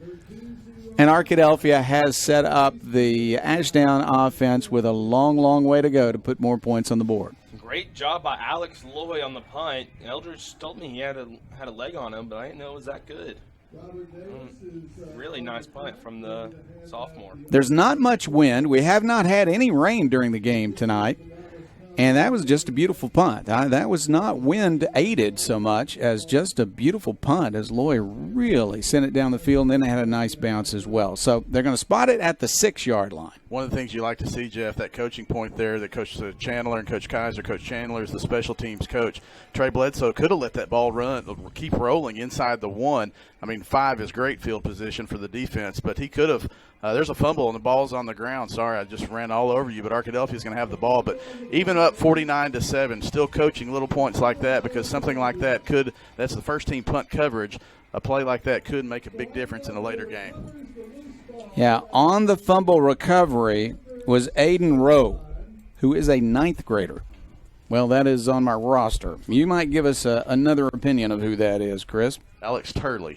Alex Turley. It's the only problem with the huddle roster mixing with the Max Preps roster. Some of those 9th graders like to have their huddle profiles, but that's what happened there. But that was Alex Turley recovering that fumble. Well, super job by Mr. Turley. We're glad we got his name right. First down and 10 for Arkadelphia. And on first down, they're going to give it back to Bailey, who is hit in the backfield, as Ashdown is not interested in giving up points to the second-team Arkadelphia offense, I should say, and a loss of a couple on the play. Second down and goal. Yeah, I think Arkadelphia now is going to let the clock run down into the fourth quarter before they take another snap. Clock rolling down now underneath 10 seconds, and I think it's going to be a play call. We've been on the good sportsmanship rule for the entire second half. 49-7 at halftime. Arkadelphia trailed 7-0 and then scored 49 straight, including 5 touchdowns in the second quarter. And the Badgers will come to the sideline, and we've reached the end of the third quarter of action. Fourth quarter action coming up. Arkadelphia's second-team offense will try to put the ball in the end zone when we come back in 30 seconds. Price & Company Insurance and Bonds in Arkadelphia is a 100% fully independent agency, meaning that you'll be working with insurance agents who have an in-depth knowledge of multiple insurance products, companies, and guidelines, not just one. Contact Price & Company Insurance and Bonds today for your needs at 1015 Caddo Street in Arkadelphia or by calling 870-246-5573. Price & Company Insurance and Bonds says, "Go Badgers!" Back to the action. Fourth quarter action just about to get started. After the fumble recovery, Arkadelphia's second-team offense has a chance to put points on the board now. Second down and goal from the 8-yard line. And you want a score update from around the conference. Nashville, Harmony Grove, that game's final, 42-6. Nashville won. And at Robinson and Bauxite, they're tied at 14 going into the fourth quarter. Oh, what a game that is. Bauxite is the opponent next week for Arkadelphia at Bauxite, a team that right now is undefeated and trying to stay that way against Robinson tonight. We were talking about it earlier, and I think if you're an Arkadelphia fan, you're actually going to be wanting to cheer for Robinson to win that game. You don't want to be in a tiebreaker situation with Nashville, given that Nashville is beating the Badgers, so you want to cheer for Robinson if you're an Arkadelphia fan. Running play by Bailey. He's going to gain a couple of yards, but it's going to be third down and goal coming now from about the 6, maybe the 7-yard line when they spot the ball. Arkadelphia has been giving it on a steady diet to Mr. Bailey, a sophomore running back who shows a tremendous amount of promise. But it's been a little bit hard to block some of these large seniors for Ashdown for the sophomores on the offensive line. And then we have a player with a bit of a turned ankle, and he's going to check out of the ball game with some help, one of the offensive linemen. So they'll get a replacement in, and we'll have a break in the action for a moment. And I think we will go ahead and take a 30-second break. 11:16 left in the ball game tonight. Arkadelphia 49, Ashdown 7. We'll be back in 30 seconds. Under perfect conditions, your car traveling at 65 miles per hour can stop in about 300 feet. That's the length of a football field. But a fully loaded tractor trailer, one that weighs 80,000 pounds, will take 2 football fields to stop. And that's if the driver is rested. Arkadelphia lines up. We'll come back to that spot here in just a moment. And they're going to run the ball wide. Bailey now cuts it up on the inside, but just too many Panthers there. He won't be able to get in. Fourth down coming. Arkadelphia might get a little bit of field goal practice if they decide to. I see some of the first-teamers coming on. That's probably going to be the field goal kicking team. I see Savage running on now, so he's going to get a field goal attempt with the ball at the 9-yard line. You love to see that, allowing the kicker to get some practice. Like you said, Jeff, not really a whole lot of times this season have we seen Ethan Savage actually go on the field for a field goal attempt. But right now, with the Badgers up by a lot, they can afford to let their kicker get a little practice in. Yeah, this is good. A little bit of practice here. And the snap is down, the kick is up, and the kick is no good. Just pushed it a little bit off to the side, and so Arkadelphia does not add to its lead. But it's still Arkadelphia 49, Ashdown 7, 10-16 left in the football game, and we'll be back after this. Paying attention, and the truck and load is properly maintained. If you're in an accident with a big truck, call 1-800-CAR-WRECK. Get the experienced team that's going to be on your side, by your side. Doctors Gary and Rob Rucker are proud sponsors of this Arkadelphia Badger broadcast. Dr. Gary and Rob Rucker supporting the Badgers since 1996. Ashdown back out on the field with its offense. The quarterback is a sophomore, so guys who remain in the game, they'll work in maybe a few younger players as well, but the quarterback is a sophomore, and really he was the only quarterback in warm-ups, so they're just going to strictly go with him. Running play on first down, and they're going to gain about 4, close to 5 yards. Arkadelphia's got some of the younger guys playing defense. We're going to bring you those names again here in a moment also, as lots of younger guys getting some valuable experience here in the second half of this game. This is building your future right here, getting some young guys, some varsity experience. We have a senior lining up the cornerback, for Arkadelphia, Malcolm Turner, 5'6" senior playing cornerback for the Badgers. Here's a pass. It's caught and then dropped. Will they call that a fumble, or is that going to be called an incomplete pass? Oh, man, I thought it was a fumble, but I am seeing instead it's going to be called an incomplete pass. Or now they are not very quick in making a decision. We're going to have a conference about it. Incomplete. Incomplete pass. Third down. The way the entire Ashdown team walked up to the ball, it looked like they might have thought it was a complete pass and then called down. Yeah, it was a good hit, and I thought a fumble. I thought he took a few steps after he caught it, but it was called incomplete. I guess he never had control of it, according to the official. So it's third down and about 4, almost 5 yards to go. Ashdown looks to the sideline to get the play. And now the officials are talking to each other, and we're going to pause again for a moment. Yeah, there's a little problem with the play clock. Now they'll get that fixed, and they'll go back to work. The quarterback, again, is a sophomore, and he looked very good, Jack, at the very beginning of the game, but he's just had no time to throw since then. And they're going to let him throw the ball. Incomplete pass again on third down. He threw it to his left-handed passer, and he got it close to his receiver, but he couldn't pull it in. So things didn't work out for Alex Kielbach, who has thrown the ball pretty well tonight, but not always had receivers with good hands. Some of those youngsters in there for our Arkadelphia as the headset hits me.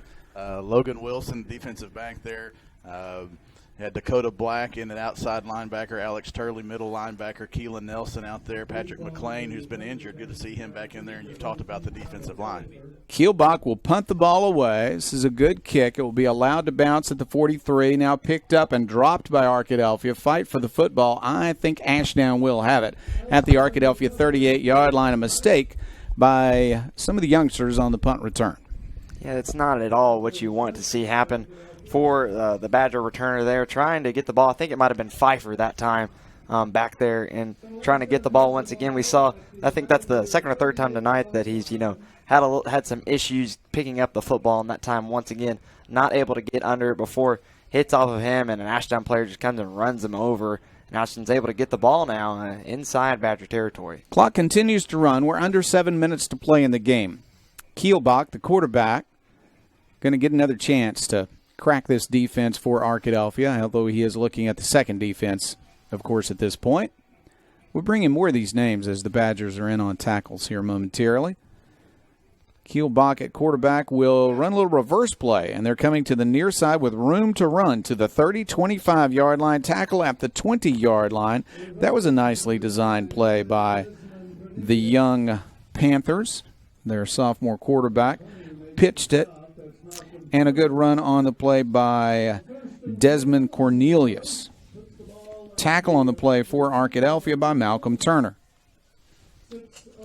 Turner, I mentioned him earlier, he's a senior, but getting some playing time with the second-team group. Has an interception this year. Turner has played quite a bit as a senior. Not a big guy, but he's had some playing time. Kielbach at quarterback has a bad snap, but he'll pull it down. Flags go down as he throws it deep to the end zone. The ball is incomplete in the end zone. And let's see what the flag is. Flag down in the backfield, a flag down downfield, and one in the backfield I think could be a holding call against this defensive line from Ashdown. Yeah, the flag went down before he threw the balls. I think somebody was holding. The second one went down as he threw the ball, though, and there was a big hit on the quarterback as he got rid of it. So I wonder if that also could be a... Yeah, I saw the same thing, but the hold was the call first, and I do not see. Oh, well. Wow, they called offsetting penalties. I thought I was going to see a hold on Ashdown. They called the hold against Arkadelphia, but a false start against Ashdown, and they're going to... A hold downfield in the secondary against Arkadelphia, so... Yeah, it did not turn out to be the holding call on an offensive lineman as I expected, but with offsetting calls, the clock just continues to run. We're under 5 minutes to play. First down and 10 then, and they're going to run the ball with Sanders. Sanders is going to be tackled from behind with a gain of maybe a half yard. Savage coming in there with a tackle. Arkadelphia has a few of the starters in, Savage being one of those, and a lot of younger players as well. I think it was Timmy rushing that time with the tackle on the play, doing a good job of stopping the running back from getting any yards, not allowing any hole to open up. His rushing is the one that is able to get in the way of the running back and stop him for a short game. He was rushing into the backfield? Something like that, but yeah. Kielbach at quarterback calls out the snap count. He wants to pass it. He's under some pressure. He will escape some pressure, and then he can't escape it the next time. Never found anybody to throw it to.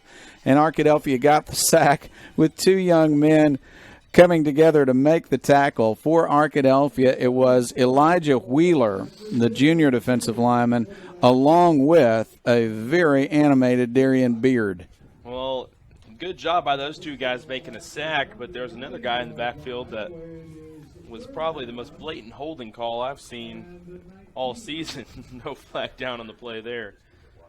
This third down long play here for Ashdown. We might see Kielbach go for a long throw. Ball at the 29. Third down and 19. He's going to drop back and throw a little screen pass. There's a little bit of room to run for Mr. Sanders. He's up to the 20. He'll be driven out of bounds at the 27, maybe the 28. It's fourth down coming for Ashdown, and we're just about to go under 3 minutes left in the game. There's a flag pretty far back in the backfield, though. Let's see what that might be. Boy, I believe the young sophomore quarterback's going to be a little sore in the morning. He is walking a little gingerly now. They really don't have another quarterback that they'd like to put in the game. He's a sophomore, and he's getting a lot of experience. They're called roughing the passer against Arkadelphia. A screen pass like that, they let the defensive line get through. He got a good, easy hit on the quarterback. Took advantage of it there, but picked up a penalty. So the ball goes to the 9-yard line. First down and goal for Ashdown. They're going to try and put another touchdown on the board. They scored the first touchdown of the night. Then Arkadelphia scored 49 straight points. 2:20 left, clock running. Ashdown at the 9-yard line of Arkadelphia. They're going to roll their quarterback, Kielbach, out to the right. He's going to fire to the corner of the end zone. That ball is batted down and incomplete. Well defended. Once again, he was hit hard when he released the ball. Yeah, that time it was Savage coming off the edge and laying a hit on the quarterback. And there was some good defense in the back of the end zone there. It was Ollie Ware, the defensive back, knocking the ball down. And so this second team group from Arkadelphia wanting to keep their shutout here in the second half. They've had a good defensive performance going up against the first team from Ashdown still. Second and goal from the 9-yard line. Handoff. Running to the near side, inside the 5 is Sanders. He hit the pylon, but did he step out first? I think he did. He did not get in, and now a flag goes down. Yeah, it's going to be a holding call against this Ashdown offensive line. And there's a flag after the play as well.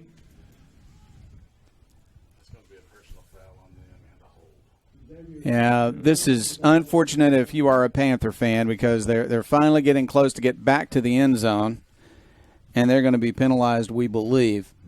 He got to the 1, was knocked out of bounds or stepped out of bounds before he hit the pylon, and the officials are having a long discussion about it. There was some activity after the play, and a flag went down after the play. There's also a flag down at the 10-yard line. So the officials have to talk about how to deal with the 2 penalties. We think they were both against the Panthers. Going to be a holding call against the Panthers. That happened during the play. And then there's going to be a dead ball foul, unsportsmanlike conduct after the play. So major penalties now against Ashdown. That does stop the clock while they talk about it and move the football. 1:24 left. Some more Badgers even checking in now on this defense. Kendrick Knox, sophomore defensive lineman, just checked into the game. So now with clock down, 1:24 left, and Ashdown's going to be facing a 3rd and 35. 3rd and goal from the 35-yard line.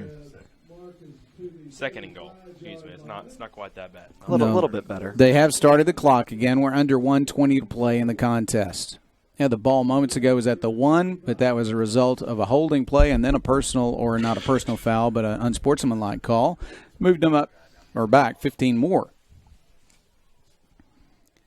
Kielbach wants to pass. The left-handed quarterback is under pressure, and he is hit, and he is sacked way back at the 46-yard line. It's 3rd down and goal from the 46. Yeah, okay. Was that rushing again in the backfield? It was. It's a big hit from rushing, and that's going to bring up this probably last play of the game for Ashdown. So the second-team defense is really putting in a good shift. All right, so it's the sportsmanship rule here. It has been all through the second half, but, I mean, it is fun to watch these sophomores. They are fired up for the Arkadelphia Badgers.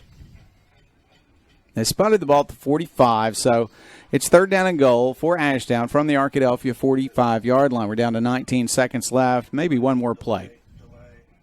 He's going to throw it downfield. Last play from scrimmage, we think, is a completed pass, but a tackle is immediately made at the 39-yard line, and I don't think we'll see another play. 3, 2, 1. This game is history. Arkadelphia 49, Ashdown 7, and the Arkadelphia Badgers tack on another win and get ready for a big game next week at Bauxite. We'll talk about that. We'll give you the stats on this game. A lot of first-half touchdowns for Arkadelphia. We'll tell you all about it when we come back with the post-game show in 2 minutes.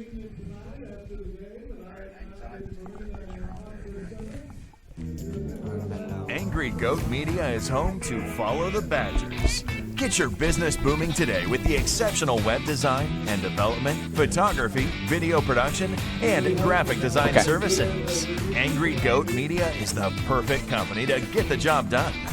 We're always ready to customize our services to your business requirements, needs, and budget. Angry Goat Media. Innovation, not imitation. Turner & Turner is a general practice law firm that focuses on consumer protection, personal injury, and civil litigation. To us, the practice of law is about service. Our clients aren't just cases to us. They are people who need our help solving legal issues. Turner & Turner actively supports local civic and charitable groups. Our attorneys will take the time to get to know you, your circumstances, and your goals. Turner & Turner Law Firm. We're in this together. Your team and ours. Brian Bridges Roofing would like to thank the Arkadelphia community for its loyalty over the years. Operating in Arkadelphia for 47 years, the Bridges family has owned and operated the business and has built great relationships with local businesses such as Hardman Lumber and local insurance companies such as Austin Wingfield State Farm, Chad Kesterson Shelter Insurance, and Clark County Farm Bureau Insurance. We also send a special Go Badgers to our favorite Badger, our little brother, number 22, Trey Bledsoe. Go Badgers from Brian Bridges Roofing, 870-245-8268. As a family-owned sporting goods supplier since 1950, Southwest Sporting Goods understands the value of customer service and is committed to providing the best quality customer service and merchandise available. Southwest Sporting Goods is located in Arkadelphia, but also has salesmen that cover the entire state of Arkansas to help ensure that their customers will receive the best customer service and pricing that can be found. Southwest Sporting Goods, located in downtown Arkadelphia, supporting the Badgers since 1950. We're back into the postgame show now. Final score from Badger Stadium, Arkadelphia 49, Ashdown 7. But we got a lot more to bring to you here in the postgame show as Caleb Bird has gone down to the field to have a conversation with Arkadelphia head coach J.R. Eldridge, and we think also he'll be able to visit with a couple of players as well as soon as their team meeting on the field is over. Jim Rothwell will have a full statistical report for us in just a few moments, and there are a lot of stats to give you tonight as Arkadelphia had an amazing offensive first half with 49 points. After Ashdown scored the first touchdown of the evening on its first possession of the game, Panthers never scored again as the final score was 49-7. And Chris Babb's going to be joining me in a moment as we talk about not only the offensive, defensive players of this game, the stats for this game, interviews with the coach and players from this game, but we also talk about the next game, that being Arkadelphia's trip to Bauxite, and we'll try to give you some up-to-date scores of other teams in the conference before we go off the air. So a lot still to cover in the post-game show. First of all, let me tell you that Arkadelphia did fall behind tonight. It looked like Arkadelphia was a little bit discombobulated, not quite ready defensively to take on Ashdown with the Panthers' first possession. They were able to throw a couple of key completions, one being a long pass that dropped in beautifully for the receiver as he was well covered inside the 10-yard line. And then they got a touchdown pass on a halfback pass as it was a direct snap to actually a wide receiver who then threw to another back and got a touchdown. But after that, Ashdown did not score again. Harrison scored on a touchdown run, and then Pfeiffer scored on a 67-yard pass reception. And at the end of the first quarter, it was Arkadelphia 12-7. The first extra point was no good as the kicker slipped, and then a two-point conversion was not converted. And so Arkadelphia led it after one quarter 12-7. But in the second quarter, Arkadelphia scored 5 touchdowns. None of them by the defense, all of them by the offense. Oftentimes when you see 49 points scored in one half, the defense has scored some of those points, but not tonight. The offense scored and scored quickly time and again. Harrison had his second touchdown of the night on a 29-yard run. The extra point was good. It was 19-7. Thomas passed to Rogers. That's Ricky Rogers Jr., the All-State defensive end, who's playing a lot of offense this year, and he scored a touchdown on a 25-yard reception. 7:12 left in the second quarter, and it was 26-7 after the extra point was good. Then Pfeiffer scored on an 8-yard touchdown. Harrison made a 2-point conversion, and with 4:05 left before halftime, Arkadelphia had extended its lead. Arkadelphia then went to 42-7 on another Harrison touchdown. This one was a 10-yard run. Hawthorne caught the extra point, the 2-point conversion, I should say, to make it 42-7, and then Arkadelphia was able to stretch it to 49-7 with another Harrison touchdown in the second quarter on an 8-yard run. The extra point was, of course, good. 42 seconds left in the second quarter. No scoring in the second half. One quick score update for you. We'll bring you more of these later, but this is an important score, so we're going to bring it to you. Robinson has come from behind to grab a 2-touchdown lead against Bauxite, 28-14. Bauxite has 4 turnovers in the game. It's rained more in Little Rock than it has here, and it's been a big second half for Robinson, at least so far, and they've got that 2-touchdown lead. When we come back, we'll be talking with Caleb Bird. We'll be talking with Jim Rothwell about sports. We'll be talking with Chris Babb about the Arkadelphia Badgers' future, and we're going to bring you offensive and defensive players of the game. We'll be back in 2 minutes. Price & Company Insurance and Bonds in Arkadelphia is a 100% fully independent agency, meaning that you'll be working with insurance agents who have an in-depth knowledge of multiple insurance products, companies, and guidelines, not just one. Contact Price & Company Insurance and Bonds today for your needs at 1015 Caddo Street in Arkadelphia or by calling 870-246-5573. Price & Company Insurance and Bonds says, "Go Badgers!" Under perfect conditions, your car traveling at 65 miles per hour can stop in about 300 feet. That's the length of a football field. But a fully loaded tractor trailer, one that weighs 80,000 pounds, will take 2 football fields to stop. And that's if the driver is rested, paying attention, and the truck and load is properly maintained. If you're in an accident with a big truck, call 1-800-CAR-WRECK. Get the experienced team that's going to be on your side, by your side.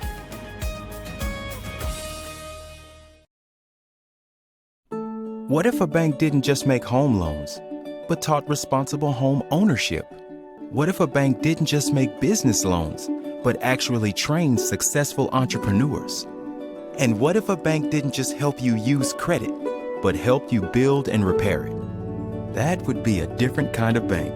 Southern Bancorp, a bank on a mission to be wealth builders for everyone. Learn how you can bank differently at banksouthern.com/whatif. Finally got me, Ben. What's that, Rick? The Clark Street crater, the mother of all potholes. For decades, it's tormented the people of this town. They try to fill it, but it always returns. Got me good. But you know State Farm's got you, too. You ain't nothing! Are you trash talking a pothole? Yeah. Yeah, I am. Go with the one that's here to help life go right. State Farm. Call State Farm agent Austin Wingfield at 870-246-2162 today. We're back here for more of the postgame show. Final score from Badger Stadium, Arkadelphia 14-9 and Ashdown 7. Arkadelphia has had quite a season, folks. They won the first game at Sylvan Hills 57-22. The second game against 6A Power of Benton, Arkadelphia won 33-20. Then against Wynn, a Power in 5A, a 51-31 win for Arkadelphia. Then the heartbreak, a 22-21 loss against Nashville. That game, of course, was lost on a field goal at the very end of the game. Sad, sad night, but the Badgers bounced back the next week against Robinson at Robinson, a 28-27 win as Arkadelphia blocked an extra point, and that was the difference in the game. Arkadelphia then an easier game against Fountain Lake, 40-8 was the final score. Last week at Harmony Grove, Arkadelphia pitched a shutout, won it 19-0. And then, of course, tonight against Ashdown, the Arkadelphia Badgers dominated to the tune of 49-7. Two more games left in the regular season at Bauxite, and Bauxite is a very good team, although they trail right now by 2 touchdowns against Robinson in the second half. That'll be their first loss in conference if they don't come back against the Senators. And then Malvern, the arch rival from 20 miles down the road, taking place at Arkadelphia High School in a couple of weeks, and that will end the regular season. The Badgers will go to the playoffs, but Chris, it's completely unknown right now as to what seed Arkadelphia will be. Yeah, you know, if everything works out like people thought it would, you know, if Robinson holds on to the 14-point lead, and most of the points you can get in these high school football games, you can only get 13 tiebreaker points maximum. The common thought was that Arkadelphia, Nashville, and Robinson might get all 13 of those points in the rest of their games. If that does hold true, Robinson, you go to points, Arkadelphia and Nashville would be tied because they both have a 1-point win over a conference opponent. Nashville would have that head-to-head, so Arkadelphia would be third, Nashville would be second, Robinson would be first. It's a convoluted way to do it, but when you have a perfect triangle like Arkadelphia, Robinson, and Nashville have, it has to go to tiebreaker points. And unfortunately, the Badgers would fall to third on that, which means one home playoff game and then hit the road, just like last year. But you never know what's going to happen. You have to win those games. Robinson is doing that to the last of our knowledge at 28-14. Arkadelphia will have a chance to do that next week at Bauxite against a team that believes that they're at the top of the conference, and they're going to come in. They always play well at home. Bauxite's going to, Coach Patton's going to have that group playing hard, and so it's going to be another tough game for Arkadelphia that they'll have to go out and perform well. If you go back to that game last year, that was a close game. Arkadelphia had a play in the third quarter that I think really turned the season around. Arkadelphia had pinned Bauxite deep at the 4-yard line with a big Gabe Goodman punt. Dawson Dabbs, the outstanding running back, broke loose with a run, broke to the home sideline, broke up the sideline. It was very similar to a play in Week 5 when Gabe had pinned Robinson deep. Robinson was at the 4. Mikkel Kentel, the good running back from Robinson, breaks a 96-yard touchdown run to have some separation in the game. Against Bauxite, Dabbs breaks loose, and Victor Tadamy catches him on the far side from the backside of the field. And when Bauxite had the big run but then didn't score, I think that kind of flipped Arkadelphia's season. Completely different season this year, but that game's still going to be a huge game next week as we go into a big Week 9 game in the 4A7 as far as conference seedings goes.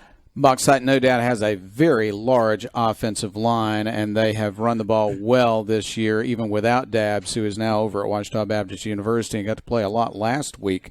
last week in Ouachita's game.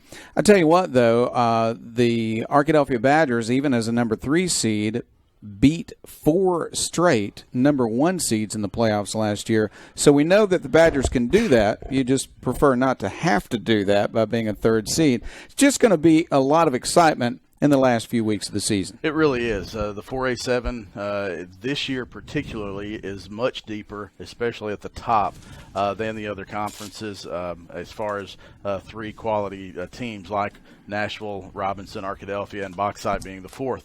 Shiloh Christian is a very formidable opponent from the 4A1.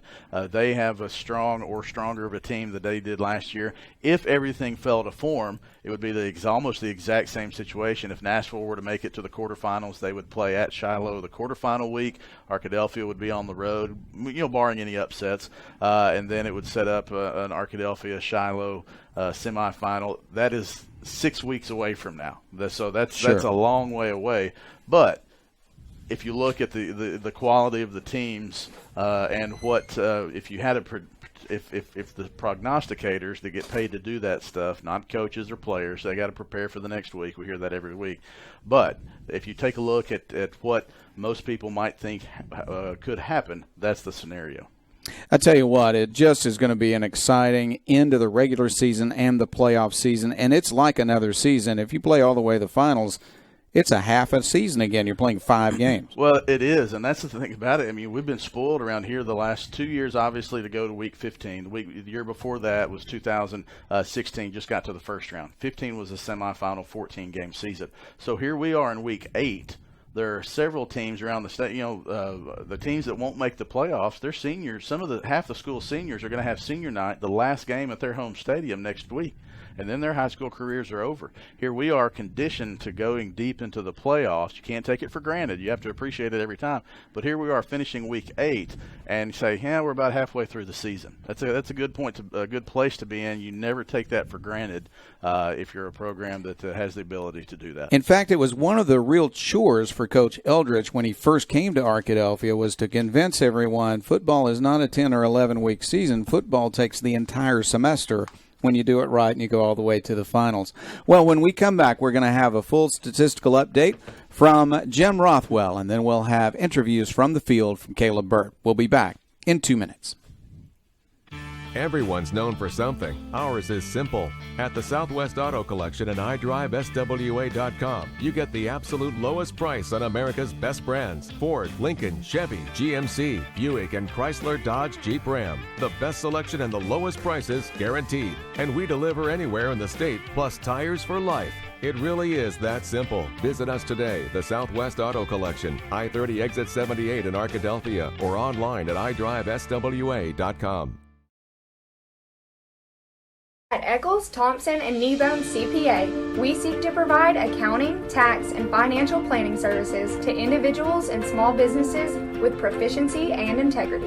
Serving Arkadelphia since 1977, our staff looks forward to meeting your financial goals of today and also becoming your financial advocate for life. Visit us at 205 North 25th Street or call 246-8991 today. Eccles, Thompson, and Kneebone LTD says Go Badgers. For over 75 years, Mary and Martha's Florist and Gifts on Main Street in Arkadelphia has served the people of Arkadelphia and her surrounding communities, providing a wide variety of floral and gift needs. Do you have a special occasion that calls for just the right touch of creativity?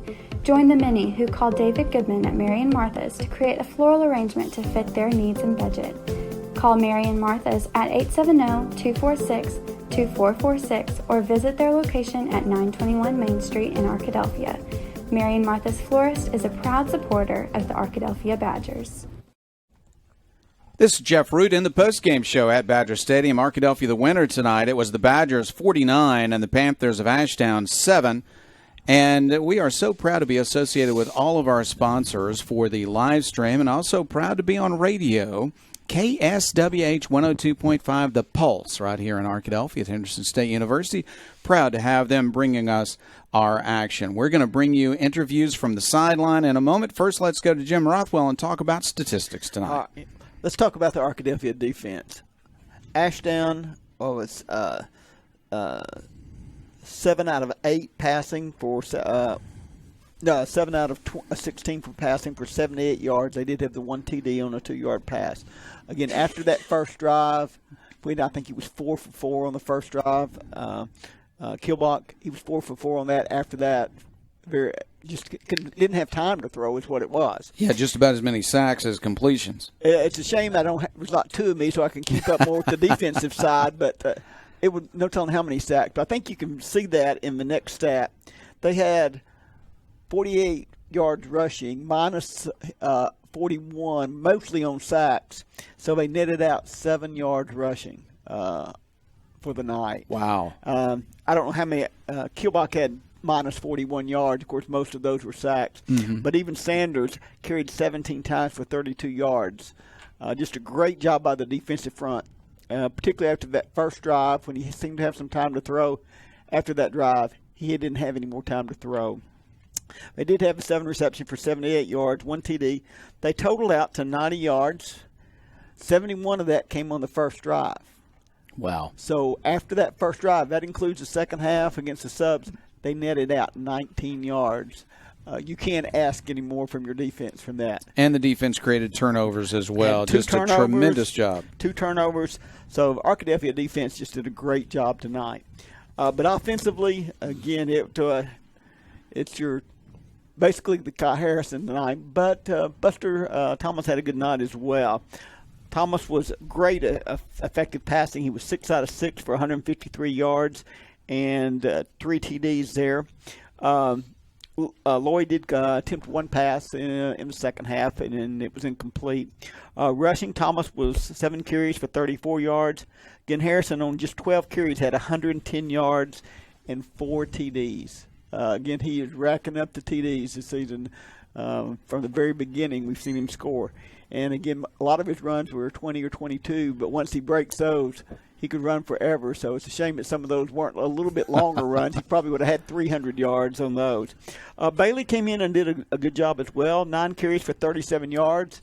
Again, Ashdown had a lot of their first-team defense still in there, but he made some good runs, some very strong runs. Mm-hmm. You got to see some of his speed and quickness, too.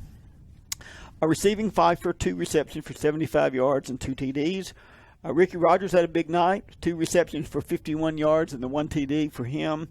Whitten had 1 catch for 23 yards, a great catch where he reached up and just pulled it in. And then Harrison, again, he's going to get in every stat line that he can. He did have 1 reception for 4 yards. Total yards, 334 yards. Again, not a lot of net yards the second half. The clock's running, and there's some lost plays, but some positive plays by the second and the second unit in there in the second half as well.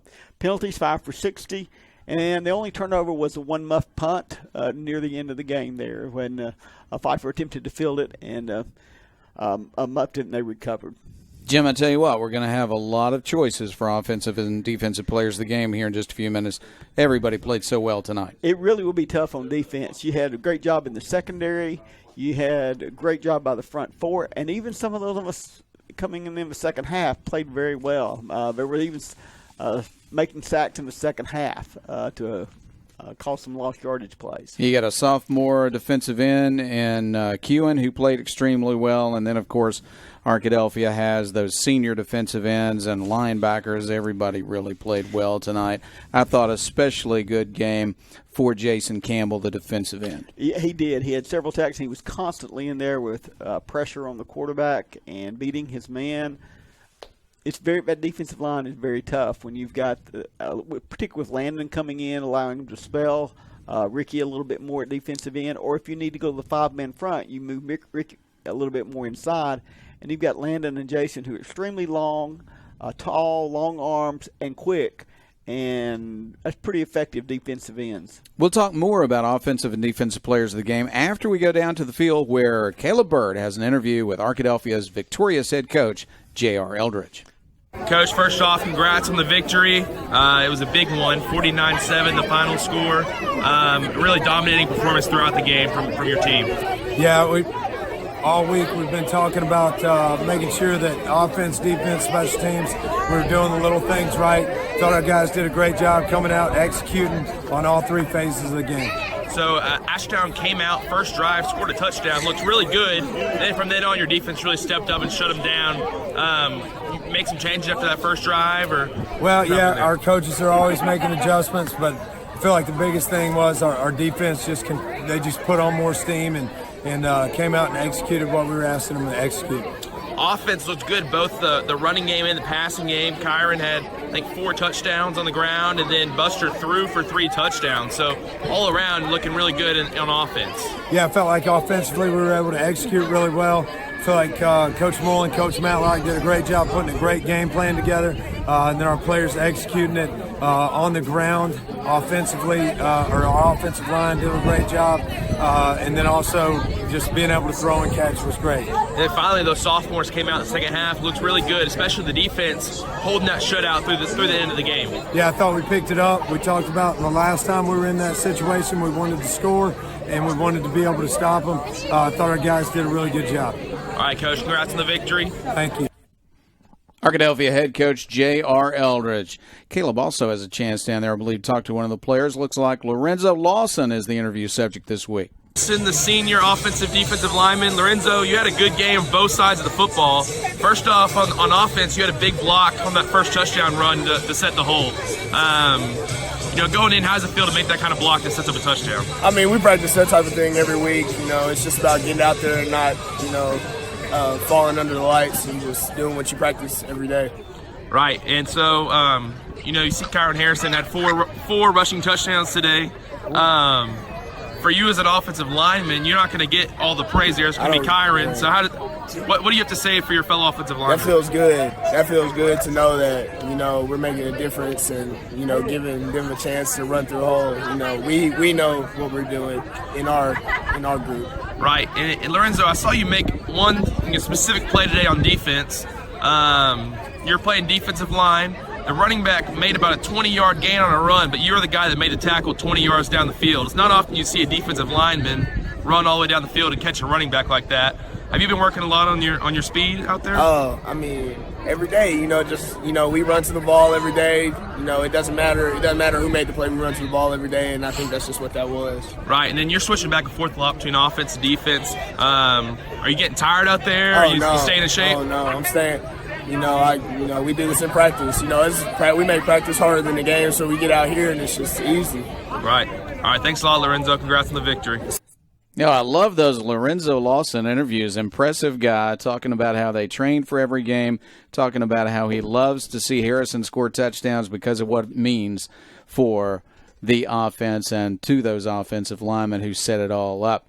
Well, we appreciate Caleb's interview. When we come back, we're going to have offensive and defensive players of the game. We'll be back in 1 minute.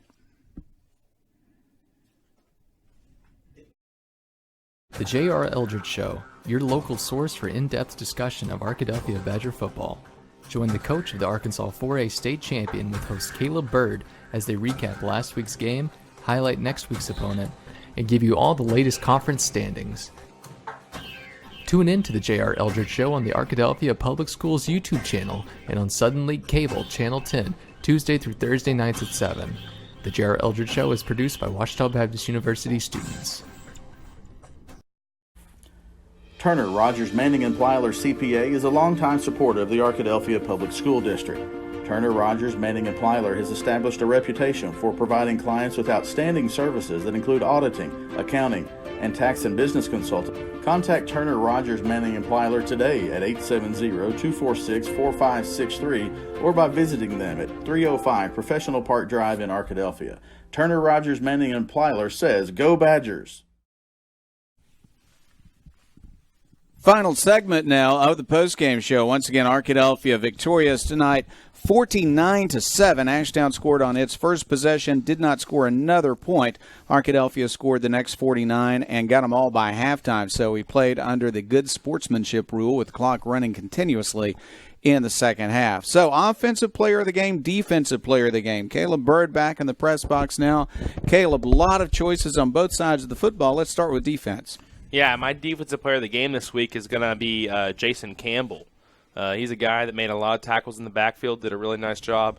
Made a big sack. He had a few really good tackles for loss. So Jason Campbell, my defensive player of the game, really good defensive end for the Badgers. Hard to argue with that. A lot of good players on defense, but Chris, do you go with Jason Campbell? Have you got another choice? No, I'm good with that. Jason was all over the place. Saw him in the backfield several times.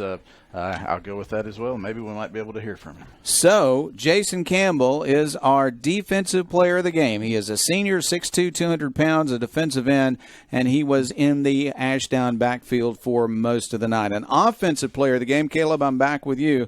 Lots of choices, but only one that scored 4 touchdowns. So you're telling me I have to pick Kyron Harrison? You have your choice. I've already picked Kyron for my choice. What do you want to do? I think if I don't pick Kyron, Bab's going to turn off my mic again. So I don't know if I have a choice but to pick Kyron Harrison this week for the offensive player of the game. Certainly deserving. You have an honorable mention pick. I say the honorable mention goes 2 of them. I give 2 honorable mentions. Yeah. One of them to Buster Thomas, had a great game. Another one to Pfeiffer, had 2 receiving touchdowns. He had a few errors on special teams, but as a wide receiver on offense, he had a great game. All right, super. The third one, Ricky Rogers, had a great game as well.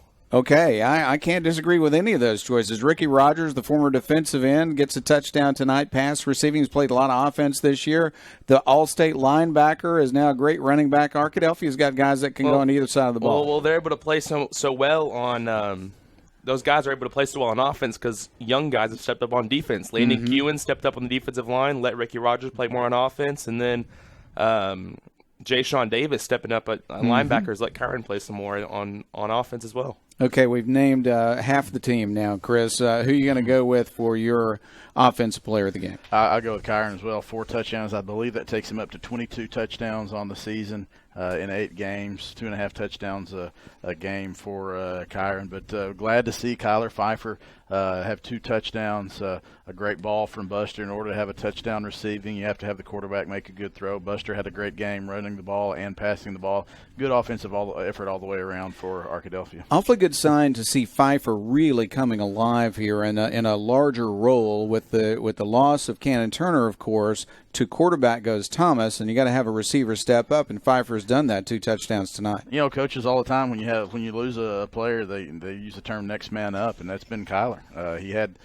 He was in the slot. He wasn't in the slot position. That was Buster. But when Cannon was at quarterback, Pfeiffer was a wideout. He's been moved to that. They've increased his role, and over the last 2 or 3 weeks, we've really been seeing him grow up a little bit. I have to say, one guy that I think is probably very pleased tonight is Ricky Rogers Sr., who was a wide receiver in his career, seeing his son, the defensive end, switch over to a slot back position and score a touchdown on pass reception tonight. Yeah, he had great hands with that catch and trying to get his feet in bounds and catch the pass. Staten Whitten had another great catch, another one-handed catch. So good to see Buster. You know, we talked about it also. Buster now messing up 16 of 19, I believe, passing on the 3 games that he's been playing this, or somewhere close. So good to see Buster get going offensively as well. It almost seems like Buster's passes are just sticking to the hands of the receivers. I mean, even he had some high passes this week, but the receivers still caught him. You know, Ricky Rogers caught that pass above his head,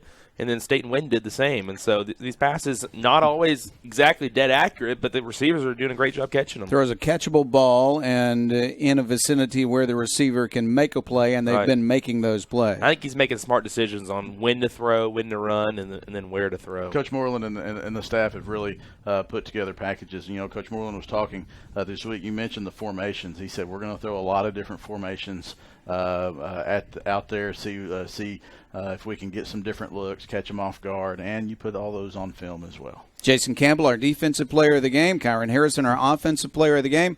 Chris and I talked a little bit while you were down on the field, Chris, about the Bauxite game next week, but give us your reaction to what will be a huge game statewide as Arkadelphia goes to Bauxite next week. Well, Bauxite tonight played a good game against Robinson. They came up short. 35-14 was the final score. Robinson kind of piled it on in the fourth quarter. It was 14-14 heading into the fourth, and Bauxite went down. But it's going to be a good game because now there's a 4-way tie for first place in the 7-4A.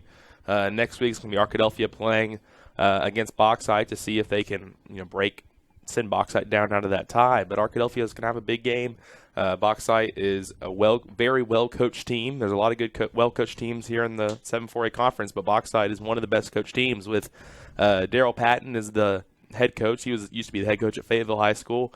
And then Paul Calley is the assistant head coach. He was the head coach at Bryant High School. And then now they added Clint Conk, who was the head coach at UCA. They do not have him anymore, actually. So they thought about adding him, and now he's not there anymore. Well, but the other David Jordan is there. David was Coach Jordan was a longtime head coach in Arkansas high school football. So there's a wealth of expertise and years of coaching football on the high school level in Arkansas on the Bauxite staff. It's going to be a tremendous game. Bauxite plays very well at home also, and Arkadelphia plays very well every week, and the Badgers have a chance to keep the winning streak going next week at Bauxite, and we have a chance to broadcast from a very unusual place as we're basically sitting in a window in a building near the stadium, but it's going to be fun for us too. Well, you remember you're exactly right. You're in the school building, but you're right by the stadium. But last time Arkadelphia visited the pit, that's what they call it, the pit. I remember it was Arkadelphia's first state championship year. They only lost one game into that point. Bauxite wasn't having a great year. That was the first year I think Coach Patton was there. But it was 7-0 at halftime. Bauxite played a great game there at home. They have a really good atmosphere, so that's going to be a good game. It's going to be a lot of fun. Chris, wrap up our comments tonight in the post-game show by talking about this, how powerful this conference is, a four-way tie at the top of the standings. There are going to be some really fine lower seeds coming from this conference. Not everybody can be a number 1 or a number 2 seed. The 3 and 4 are going to be strong teams. The way the bracket sets up, I believe the 2 and the 4 from the 4A7, if they win their first round games, play each other in the second round. I think that's been the case 2, if not the last 3 years. The 4 seed has gone on the road and won its first round game. Last year was a Bauxite Nashville rematch of the Week 10 game. They'll play in 2 weeks. But yeah, there's going to be a 3 and a 4 seed that has a chance to win a lot of games. Bauxite last year went up to Northeast Arkansas and beat Truman, I believe, and Truman was a 2 seed out of that conference. So yeah, there will be the 4A7 is strong each year, 4 strong teams. The 5th team, it looks right now, might be Malvern, and Coach Plumley's done a great job at Malvern, has really improved their program. They'll go on the road, and probably I think the 5 from the 7 plays a 1 seed in the playoff bracket. Last year the 5 seed goes up with Fountain Lake, I believe is who it was, and they give a tough match, a tough game to the 1 seed. So the 3, 4, and 5 are not your typical 3, 4, and 5 seeds. That's it from Badger Stadium tonight. I want to say thank you to all of our sponsors. I want to say thank you to Jack Bennington, who is with us, to Jim Rothwell, as always, on statistics, and for my 4-year partner now in the booth, Caleb Bird. Also, Chris Babb for wearing 2 headsets tonight, one to be on the air and the other one to direct the show and bring you the live stream. It has been a lot of fun, and the final score from Badger Stadium tonight, Arkadelphia 49 and Ashdown 7. That's the final score from Arkadelphia. Good night, everybody. And Abby, Daddy's on his way home.